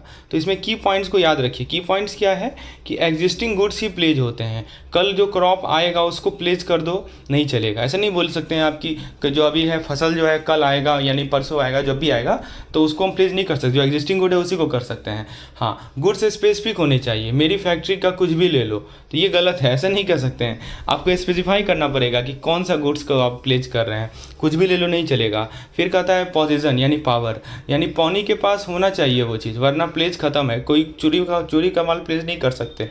और ट्रस्ट रिसीट आता है, यानी कि जब पॉनी गुड्स टेम्पररी वापस देता है लेकिन लीगली उसके नाम रहते हैं, इसको बोलते हैं ट्रस्ट रिसीट। यानी पॉनी जो है गुड्स को रिलीज कर दिया है, वह टेम्पररीली वापस दे दिया है, लेकिन लीगली नाम उसी का है। तो ये भी चीज़ है इसमें। तो नेक्स्ट टाइम जब गोल्ड लोन लीजिएगा या बाइक मॉर्गेज कीजिएगा तो याद रखिएगा कि प्लेज में सिर्फ गुड्स नहीं, ट्रस्ट का जुगाड़ है। क्योंकि सेक्शन 172 कहता है ना देंगे पैसा तो फिर हम आपका सामान ही बेच देंगे, समझे, सिंपल सी बात है। पैसा नहीं दे लौटाइएगा तो सामान बिक जाएगा। अब देखिए इसमें प्लेज में कुछ और पॉइंट है जो कि मैं आपको बताऊंगा प्रायोरिटी के रिगार्डिंग। देखिए जैसे मान लीजिए कि आपके पास एक रोल्स रॉयस का मान लीजिए कि कुछ कार है, ठीक है, और फिर आपने EMI नहीं भरी, तो बैंक वाले आके कहते हैं कि गाड़ी हम सीज कर रहे हैं, लेकिन जो आपका लोकल लेंडर है राजू, मान लीजिए लोकल लेंडर का नाम राजू है, तो राजू भी चिल्लाता है पहले मुझे पैसा दो। तो अब देखिए दोनों चिल्ला रहा है, एक तरफ तो आपका जो लोकल वेंडर है वो भी बोल रहा है कि मेरा पैसा लौटाओ, बैंक वाले भी बोल रहे हैं। तो सवाल है कि कौन जीतेगा। तो यहाँ पे प्रायोरिटी ऑफ चार्ज का जो है ना मसालेदार ये सवाल है, ये किसे प्रायोरिटी मिलेगी, राजू को मिलेगी या बैंक को मिलेगी। आइए देखते हैं पहले किसका हक है। देखिए जब भी प्लेज होता है ना तो जो पौनी होता है, पौनी तो पौनी यानी कि पौनी कौन हो सकता है बताइए, बैंक हो सकते हैं, ज्वेलर हो सकते हैं, यही पौनी होते हैं ना। तो जब भी प्लेज होता है तो पौनी को सुपर हीरो राइट मिलता है, जैसे कि डेब्ट क्लियर होने तक कोई बाप का भाई भी गुड्स नहीं ले सकता। समझने के लिए मैं आपको ये वर्ड बोल रहा हूँ ताकि आपके दिमाग में ये चीज़ याद रहे, ठीक है। और फिर दोस्तों सुप्रीम कोर्ट ने क्या कहा है कि एक केस है आपके बुक में, bank of Bihar versus state of Bihar, ठीक है, 1971 का केस है। इसमें कहा गया कि प्लेज एक तरह का VIP पास है, बाकी क्रेडिटर लाइन में ही खड़े रहो, समझे। तो VIP पास मिलता है जो पौनी होता है, पॉनर जो पौनी होता है उससे, ठीक है, बाकी क्रेडिटर जो है लाइन में ही खड़े रहिए। तो दोस्तों जैसे जोमेटो डिलीवरी बॉय को लिफ्ट नहीं मिली तो पौनी को भी नो कटिंग का फुल राइट है। चलिए तो ये ध्यान रखना है, प्रायोरिटी ऑफ चार्ज में सबसे पहला हक होता है, इसीलिए सुपर हीरो मैंने बोला, इसको सुपर हीरो राइट मिला है। डेब्ट क्लियर होने तक, ठीक है, कोई भी गुड्स नहीं ले सकता, ये ध्यान रखना है। अब सवाल है कि कौन प्लेज क्रिएट कर सकता है। तो दोस्तों देखिए ऑनर तो कर ही सकता है प्लेज, लेकिन धोखा ये है कि मर्केंटाइल एजेंट, यहाँ पे देखिए मर्केंटाइल एजेंट भी प्लेज कर सकते हैं, जो कि सेक्शन 178 में दिया हुआ है इंडियन कॉन्ट्रैक्ट एक्ट के। अब कंडीशन क्या है, कब मर्केंटाइल एजेंट प्लेज कर सकते हैं। पहला कंडीशन है कि ऑनर की मौत से गुड्स के पास हो, है ना, और फिर उसके बाद बिजनेस एज यूजुअल का हिस्सा हो, या पौनी भोला भाला हो, गुड फेथ में काम करे, होता है ना, pawnee acts in the good faith.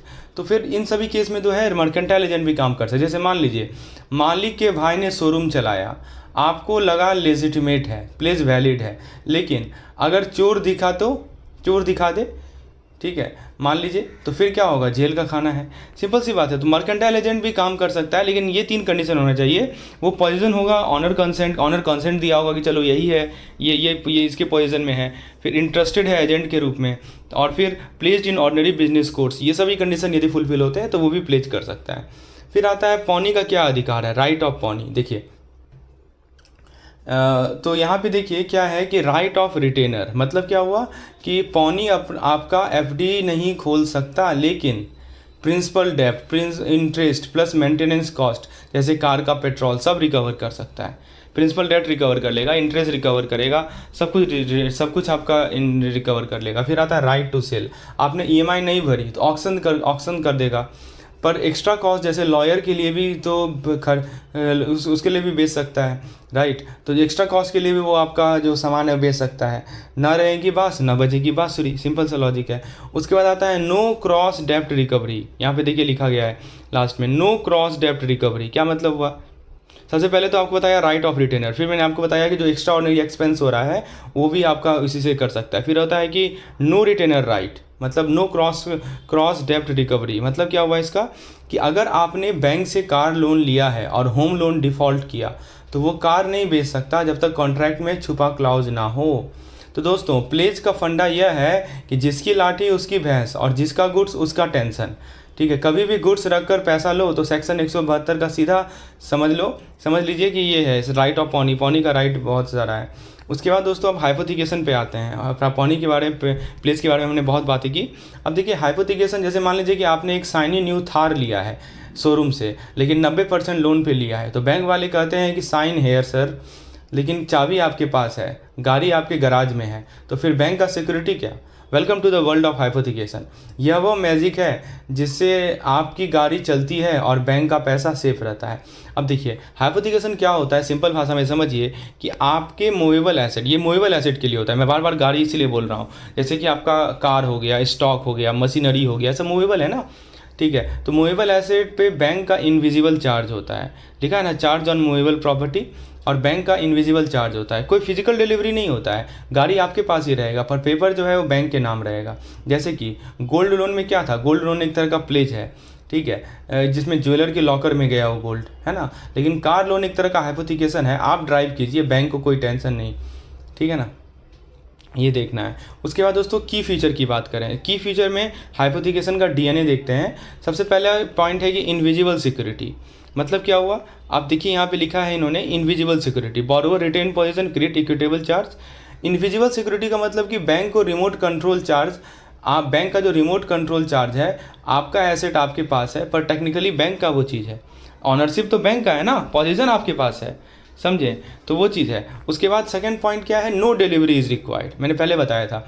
Pledge में आपको चाबी तो देना पड़ता है, लेकिन यहाँ पे बस सिग्नेचर का जादू चलेगा, सिग्नेचर कर दीजिए बस, दैट्स इट, ठीक है। तो यहाँ पे कोई फिजिकल डिलीवरी की रिक्वायरमेंट नहीं है। उसके बाद तीसरा पॉइंट है कि डिफ़ॉल्ट किए तो बैंक सीज कर सकती है।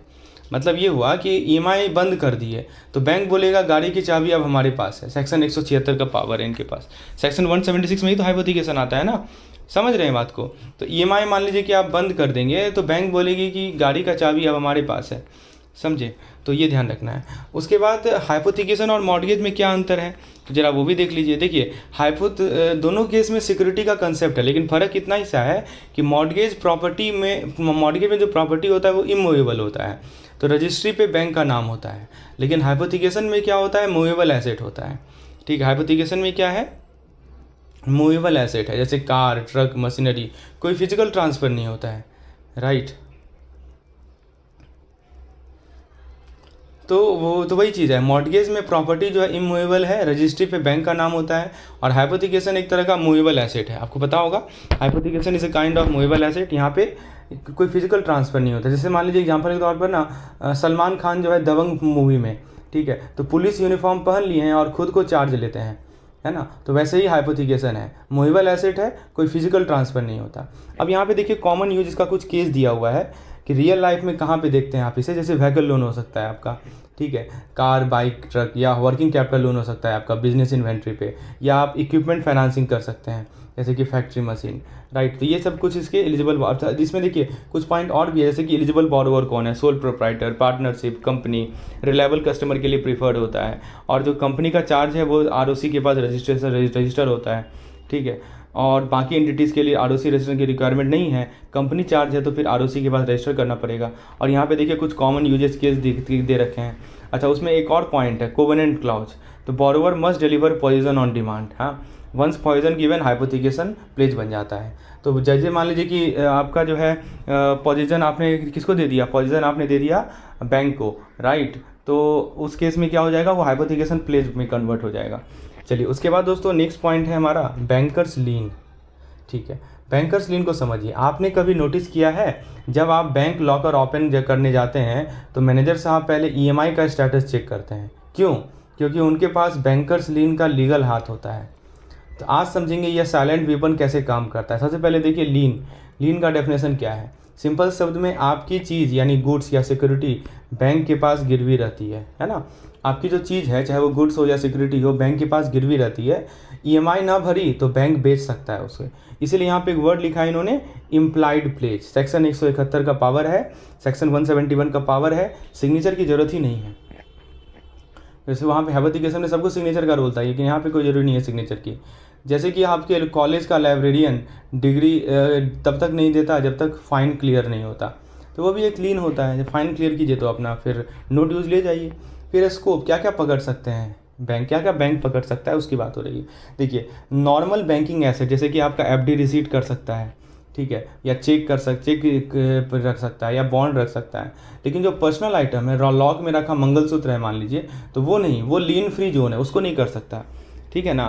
तो आप यदि कस्टमर ने कुछ वैल्यूएबल इन्वेंटरी जैसे मान लीजिए कि share FD not hand formally नहीं हैंड ओवर, तो उसको नहीं कर सकता, ठीक है ना। तो शेयर को कैजुअली बैंक में मत छोड़ना, क्योंकि फॉर्मल हैंड ओवर तो है नहीं, तो लीन का जुगाड़ चलेगा ही नहीं। अब नेचर ऑफ लीन की बात करें तो देखिए यह सबसे डेंजरस फीचर है इम्प्लाइड का मतलब क्या होता है कि आपके सिग्नेचर के बिना भी चलेगा। फिर एक दूसरी बात है नेगोशिएबल, यहाँ पे देखिए एक वर्ड लिखा है नेगोशिएबल इंस्ट्रूमेंट, मतलब चेक बिल पे डायरेक्ट ग्रिप है, मतलब आपका जो जितने भी नेगोशिएबल इंस्ट्रूमेंट है, चेक हो गया, बिल्स ऑफ एक्सचेंज हो गया, उस पर ग्रिप है ना। कस्टमर का पैसा भी एडजस्ट कर सकता है, ये भी देखिए, ठीक है। तो जब जैसे कि आपने मिर्ज़ापुर देखा होगा, उसमें कालीन भैया कहते हैं कि यह सब चलता है पर लीगली, है ना। तो वही चीज़ है यहाँ पे। नेचर ऑफ लीन की बात करें तो इम्प्लाइड प्लेज, सिग्नेचर की कोई आवश्यकता नहीं है इसमें। उसके बाद जो हमारा ये नेगोशिएबल इंस्ट्रूमेंट है, बैंक जो है बैंक का ग्रिप है नेगोशिएबल इंस्ट्रूमेंट पे, और कस्टमर का पैसा भी एडजस्ट कर सकता है बैंक चाहे तो। अभी केस दिया हुआ है, केस क्या है हमारा देखिए, firm Jai Kishan Das Jindaram versus central bank of India. इसमें कहा गया है कि bank can enforce lien if mutual demand exist between same parties in capacity. ठीक है, तो two capacity with same partner not separate legal entity, so lien enforceable across. मतलब क्या कर रहा है कि बैंक जो है लीन इन्फोर्स कर सकती है यदि म्यूचुअल डिमांड एग्जिस्ट कर रहा है सेम पार्टीज में सेम कैपेसिटी में। अब कुछ कंडीशन दी गई हैं कि लीन का फाइन प्रिंट। सबसे पहला है क्या है कि बैंकिंग बिजनेस का हिस्सा होना चाहिए। 3 कंडीशन है। पहला क्या है कि गिफ्ट चेक पर लीन नहीं लगेगा, बिजनेस चेक पे लगेगा। मतलब जो भी लीन जिस पे आप लगाना चाह रहे हैं वो बैंकिंग बिजनेस का हिस्सा होना चाहिए। अब गिफ्ट चेक है तो उससे क्या मतलब है बैंक को, लेकिन बिजनेस चेक है तो उस पर लगेगा क्योंकि बिजनेस से रिलेटेड है। फिर लॉफुल पोजीशन, मतलब क्या हुआ कि चोरी का माल गिरवी पे नहीं रह सकता, ये तो मैंने बार बार बताया आपको। और फिर तीसरा आता है दोस्तों नो एक्सक्लूजन एग्रीमेंट।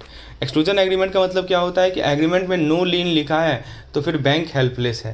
तो दोस्तों नेक्स्ट टाइम बैंक मैनेजर आपको स्माइलिंग प्रेशर दे तो याद रखिए लीन का मतलब है पैसा नहीं दिया तो एसेट गया, पर टेंशन नहीं, एफडी है ना आपके पास, तो वो तो है ही। चलिए उसके बाद नेक्स्ट है हमारा अंडरस्टैंडिंग सेट ऑफ। आप सेट ऑफ को थोड़ा समझिए, अब फिर लीन सेट ऑफ में डिफरेंस देखेंगे। चलिए सेट ऑफ देखते हैं। सोचिए आपके पास एक एफडी है 1 लाख की और एक कार लोन भी है 1 लाख का, ईएमआई भूल गए आप, तो बैंक मैनेजर सीधा एफडी से काट लेगा। समझे क्यों? क्योंकि सेट ऑफ का जुगाड़ है उनके पास। तो देखिए दोस्तों आज हम लोग जानेंगे कि बैंक आपके क्रेडिट को डेब्ट के अगेंस्ट कैसे एडजस्ट करता है। सिंपल भाषा में आपका जो उधार है, देखिए सिंपल सा चीज़ होता है। सेट ऑफ का मतलब क्या होता है कि जो आपका उधार है यानी जो आपका डेब्ट है वो बैंक का पैसा है, आपका जो एफडी है, आपका जो सेविंग अकाउंट है जो क्रेडिट में है वो आपका पैसा है। तो बैंक को राइट है कि दोनों को नेट आउट करने का। ठीक है, यही कहता है। तो जैसे आजकल बेसिकली कपल्स के जॉइंट अकाउंट में होता है पापा का डेब्ट, बेटा का सेविंग है, वो एडजस्ट हो जाता है आपस में। फिर है साइलेंट फीचर इसका, देखिए सेट ऑफ का रूल ऑफ द गेम। सबसे पहला क्या है कि सर्टेन एंड सेम पार्टी। पहला पॉइंट समझिए कि आपका कार लोन और आपका ही एफडी सेट ऑफ हो सकता है, आपका लोन और शर्मा जी का एफडी नहीं। ठीक है ना, सेम पार्टीज होना जरूरी है, पहला पॉइंट। उसके बाद कंटिजेंट लायबिलिटी, जैसे बिल डिस्काउंटेड। अब बिल डिस्काउंटेड आपको पता है ना कंटिजेंट लायबिलिटी होता है, तो जो फ्यूचर का अनसर्टेन बिल है तब तक नो सेट ऑफ होगा जब तक ड्यू ना हो। अब जैसे मान लीजिए कि बिल डिस्काउंटेड है, अभी बिल ड्यू हुआ ही नहीं है, तो सेट ऑफ आप कैसे कर लीजिएगा? ठीक है, फिर तो ये इसको बोलते हैं कंटिजेंट लायबिलिटी। फिर होता है डिमांड लोन। तो इसमें क्या है दोस्तों कि रिपेबल ऑन डिमांड, तो बैंक बोला तभी करेगा, तो तभी काटेगा। फिर है पार्टनरशिप ट्विस्ट। पार्टनरशिप ट्विस्ट में क्या होता है कि पार्टनर का एफडी है तो पार्टनरशिप डेब्ट के अगेंस्ट एडजस्ट हो सकता है क्योंकि वो लायबिलिटी उनकी भी होती है ना। तो दोस्तों ये सब चीज़ ध्यान रखना है। और भी कुछ पॉइंट है जैसे mutual indebtedness between same party, same right, partners credit balance can set off, हाँ ये मैंने आपको बता दिया। Set off allowed between firm with same partner, ठीक है, separate name, sole proprietorship, personal and business account balance can set off mutually. अब जैसे कोई सोल प्रोप्राइटर है उसका जो पर्सनल अकाउंट है और जो बिजनेस अकाउंट है तो उसको भी आप जो है सेट ऑफ कर सकते हैं। सेट ऑफ और लीन जो है म्यूचुअली एक्सक्लूसिव है, दोनों को आप एक साथ नहीं आप एक्सरसाइज कर सकते। ऐसे नहीं कि सेट ऑफ और लीन को एक साथ एक्सरसाइज कर लिए, ठीक है, तो ये ध्यान रखना है। और ज्वाइंट अकाउंट में कोई सेट ऑफ अलाउ नहीं होता यदि डेब्ट जो है किसी एक ज्वाइंट होल्डर से ड्यू है। ऐसा नहीं कि मान लीजिए कि राम और श्याम का ज्वाइंट अकाउंट है और राम का डेब्ट ड्यू है तो आपने ज्वाइंट अकाउंट से सेट ऑफ कर लिया, ये नहीं कर सकते। तो क्या नहीं कर सकते, क्या कर सकते हैं, ये आपको पता होना चाहिए। फिर ऑटोमेटिक ट्रिगर यानी कब चलेगा सेट ऑफ, वो देखिए। जैसे मान लीजिए डेथ हो जाए, इंसैनिटी हो जाए, इंसॉल्वेंसी हो जाए, तो कस्टमर का मान लीजिए स्वर्गवास हो गया या दिमाग का या मान लीजिए कि इंसैनिटी आप समझते ही हैं, तो बैंक ऑटोमेटिकली सेट ऑफ कर देगा। फिर मान लीजिए कि गारंटर की नोटिस आई कि गारंटर ने गाली दी तो सेट ऑफ का सिग्नल है ये। गार्निसी ऑर्डर मिला है ना, इंसॉल्वेंसी ऑफ पार्टनर, इंसॉल्वेंट हो गया, तो ये सब ऑटोमेटिकली ट्रिगर करता है सेट ऑफ के लिए। अब ये देखिए दोस्तों, ये चाहिए टेबल बहुत इंपॉर्टेंट है। तो इस टेबल में दोस्तों आपने समझ गया ना कि बैंक का पैसा आपका टेंशन, आपका पैसा बैंक का सॉल्यूशन। समझे, यही है सेट ऑफ। मतलब बैंक का जो पैसा है वो आपका टेंशन है, लेकिन आपका जो पैसा है वो बैंक का सॉल्यूशन है। तो नेक्स्ट टाइम एफडी से ईएमआई काट दे तो सेट ऑफ का मैजिक समझ लीजिएगा। उसके बाद दोस्तों देखिए यहाँ पे ना डिपॉजिट किसके नाम पे है, लोन किसके नाम पे है, तो सेट ऑफ अवेलेबल है क्या। जैसे मान लीजिए डिपॉजिट सिंगल पर्सन के नाम पे है और लोन जो है जॉइंटली विद अदर है, तो वहाँ पे सेट ऑफ किया जा सकता है, ठीक है। अब जैसे देखिए लोन जो है, डिपॉजिट जो है पार्टनर के नाम पे है और लोन जो है पार्टनरशिप हमने लिया, तो वहाँ भी सेट ऑफ अवेलेबल है। फिर कहता है कि डिपॉजिट जो है सिंगल नेम में है और लोन भी सेम नेम में है, तो वहाँ कर सकते हैं आप। प्रोप्राइटर का डिपॉजिट है, प्रोप्राइटरशिप फर्म का लोन है, तो वहाँ भी कर सकते हैं। लेकिन कहाँ नहीं कर सकते, मान लीजिए कि डिपॉजिट जो है पार्टनरशिप फर्म में है और एक पार्टनर ने लोन लिया है, तो वहाँ नहीं कर सकते। डिपॉजिट ट्रस्ट पे है लेकिन एक लोन जो है ट्रस्टी ने लिया है, तो वहाँ नहीं कर सकते। फिर ट्रस्टी ट्रस्ट में कुछ नहीं होगा। फिर जैसे ज्वाइंट अकाउंट में डिपॉजिट है, समझे, तो डिपॉजिट जो है ज्वाइंट अकाउंट में है और लोन ने किसी एक पार्टी ने लिया है तो वहाँ नहीं कर सकते, समझे। तो यदि ज्वाइंट लोन है तो फिर सिंगल पार्टी का काट सकते हैं, लेकिन यदि मान लीजिए कि एक ज्वाइंट होल्डर का लोन लिया है और ज्वाइंट अकाउंट में डिपॉजिट है तो वो नहीं कर सकते। फिर देखिए माइनर ऑपरेटेड बाय गार्जियन, और गार्जियन ने लोन लिया है तो माइनर वाले अकाउंट से आप सेट ऑफ नहीं कर सकते। कंपनी का डिविडेंड अकाउंट है और कंपनी ने लोन लिया है तो वहाँ भी सेट ऑफ नहीं कर सकते। तो ये रूल याद रखिएगा, कहाँ सेट ऑफ पॉसिबल है, कहाँ नहीं पॉसिबल है। अब दोस्तों चार्ज और रजिस्ट्रेशन का की पॉइंट, इसको पिक्चर कीजिए। आपका जो स्टार्टअप है XYZ प्राइवेट लिमिटेड, वो बैंक से लोन लेता है। बैंक कहता है सर फैक्ट्री पे चार्ज लगेगा, आपका फैक्ट्री है, आपका स्टार्टअप है, मान लीजिए फैक्ट्री आपने सेटअप किया है, तो बैंक बोलता है कि सर फैक्ट्री पे चार्ज लगेगा। आप सोचिए कि चार्ज का क्या मतलब होता है, क्या हमारा प्लांट बंद हो जाएगा? नहीं। आप समझेंगे फिक्स्ड और फ्लोटिंग चार्ज का क्या जादू है, जरा देखिए।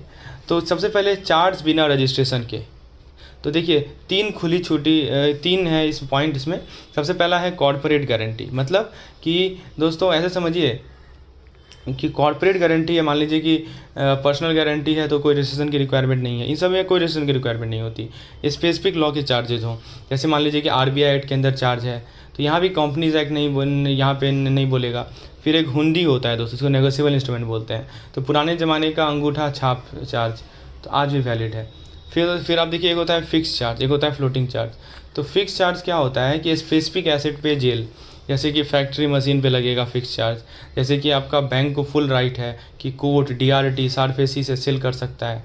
और फिर एक सेक्शन नंबर 77 है कंपनीज एक्ट का, वो स्टाम्प होगा, ठीक है।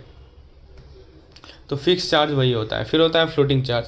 फ्लोटिंग चार्ज का मतलब क्या हुआ कि सब एसेट पे क्लाउड है, सब कुछ है लेकिन थोड़ा सा। फिक्स चार्ज में क्या बताया था आपको, प्रॉपर्टी का लॉकडाउन हो जाता है एक तरह से।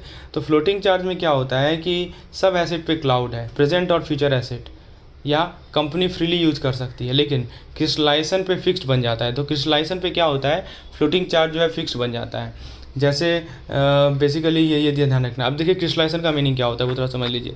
तो क्रिस्टलाइजेशन का मीनिंग क्या होता है दोस्तों, कब होता है, जब कंपनी बंद होने लगे, या बैंक रिसीवर अपॉइंट करे, या चार्ज डीड में लिखा इवेंट हो, ठीक है। तो अब फ्लोटिंग चार्ज फिक्स बन जाता है। अनसिक्योर्ड क्रेडिटर पीछे खड़े हो जाते हैं, बैंक पहले पैसा लेगा। तो स्टार्टअप वालों ये ट्रिगर पॉइंट याद रखिएगा। तो कॉर्पोरेट बैरियर समझ गए होंगे कि फिक्स चार्ज का मतलब कि टाइट कंट्रोल होता है, फ्लोटिंग चार्ज का मतलब फ्लेक्सिबल होता है, और जो चार्ज रजिस्टर्ड नहीं होते उनको स्मार्टली यूज़ करना होता है क्योंकि आपका रजिस्ट्रेशन है नहीं, समझे। उसके बाद जैसे चार्ज रजिस्ट्रेशन प्रोसेस का ओवरव्यू यहाँ पे दिया हुआ है।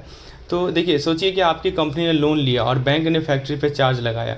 अब ROC को बताना है कैसे, तो 20 दिन में, वरना लेट फी लगेगा, लीगल गोला एक तरह से होगा।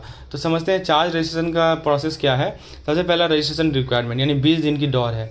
सबसे पहले आप क्या करते हैं, चार्ज क्रिएट होने के बाद 20 दिन की भागा दौड़ है, लिखा है ना, within 20 days, actually 30 days, sorry 30 days not 20 days, 30 days, ठीक है। 30 days of the charge creation आपको ROC के पास रजिस्टर कराना पड़ेगा, यानी रजिस्टर ऑफ कंपनी के पास रजिस्टर कराना पड़ेगा। तो ROC को आप एक फॉर्म भेजते हैं जिसको बोलते हैं ई फॉर्म चार्ज 1, इसको क्या बोलते हैं, ई फॉर्म चार्ज 1, ई फॉर्म CHG 1, राइट, जिसको न्यू चार्ज बोलते हैं, या CHG 9 जिसको मॉडिफिकेशन बोलते हैं या रेक्टिफिकेशन बोलते हैं, राइट। और फिर क्या होता है, उसके बाद आप फ़ी भर देते हैं, राइट। तो स्टेप 3 क्या होता है, फ़ी भर दीजिए, नहीं तो लेट का चार्ज लगेगा, CHD 10 लग जाएगा, ठीक है। तो कहने का मतलब क्या हुआ कि 3 स्टेप प्रोसेस है रजिस्ट्रेशन का। सबसे पहले चार्ज क्रिएट होने के बाद 30 दिन के बाद 30 दिन के अंदर आपको ROC के पास फाइल कर देना है। उसके बाद ROC को आप ई फॉर्म CHG 1 भेज दीजिए, या CHG 9, या तो मान लीजिए कि आपका पहले से चार्ज है तो मॉडिफिकेशन वाला फॉर्म भेज दीजिए जो कि CHG 9 होता है, और यदि नहीं है पहले से तो फिर आप CHG 1 भेज दीजिए और फ़ी भर दीजिए, नहीं तो CHG 10 भरना पड़ेगा, राइट। फिर आता है लेट फ़ी का ड्रामा, यानी डिलेड एप्लीकेशन।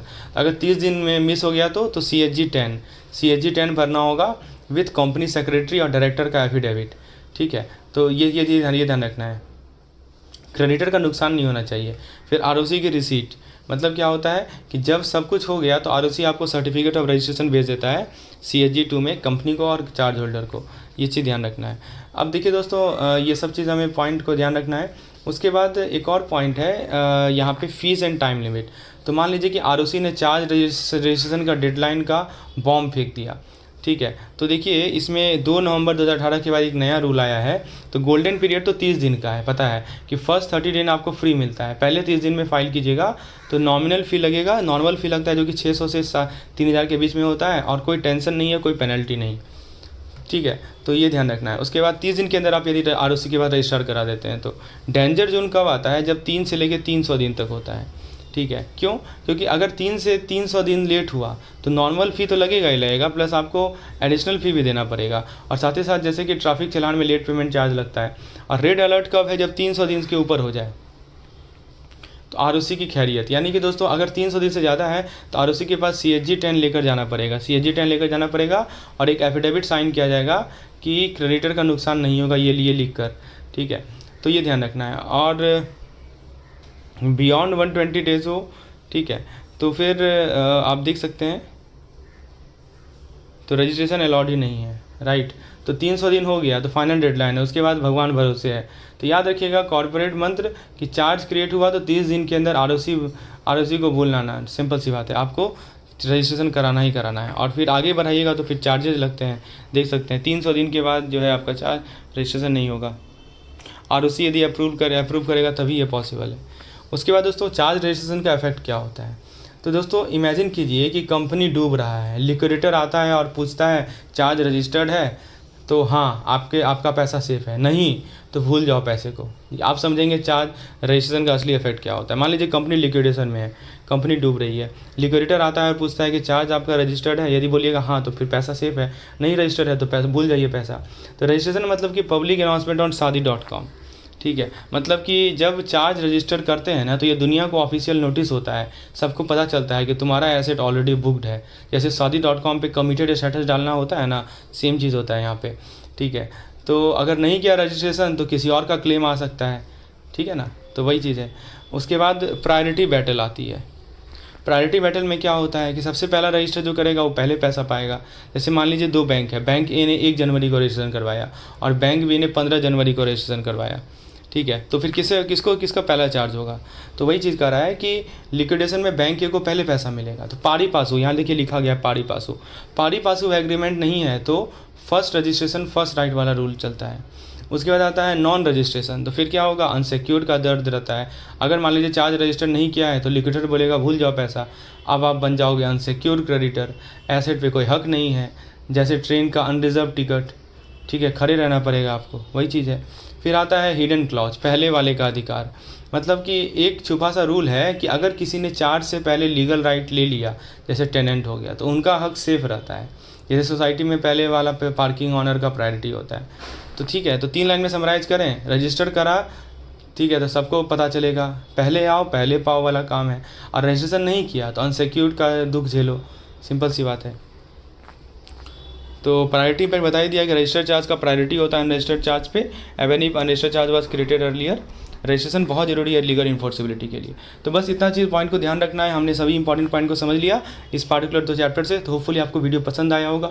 PDF की रिक्वायरमेंट है तो नीचे लिंक पे डिस्क्रिप्शन पे क्लिक कीजिए, और मुझे व्हाट्सएप भी कर सकते हैं, हमारे क्रैश कोर्स में आप इनरोल हो सकते हैं। धन्यवाद।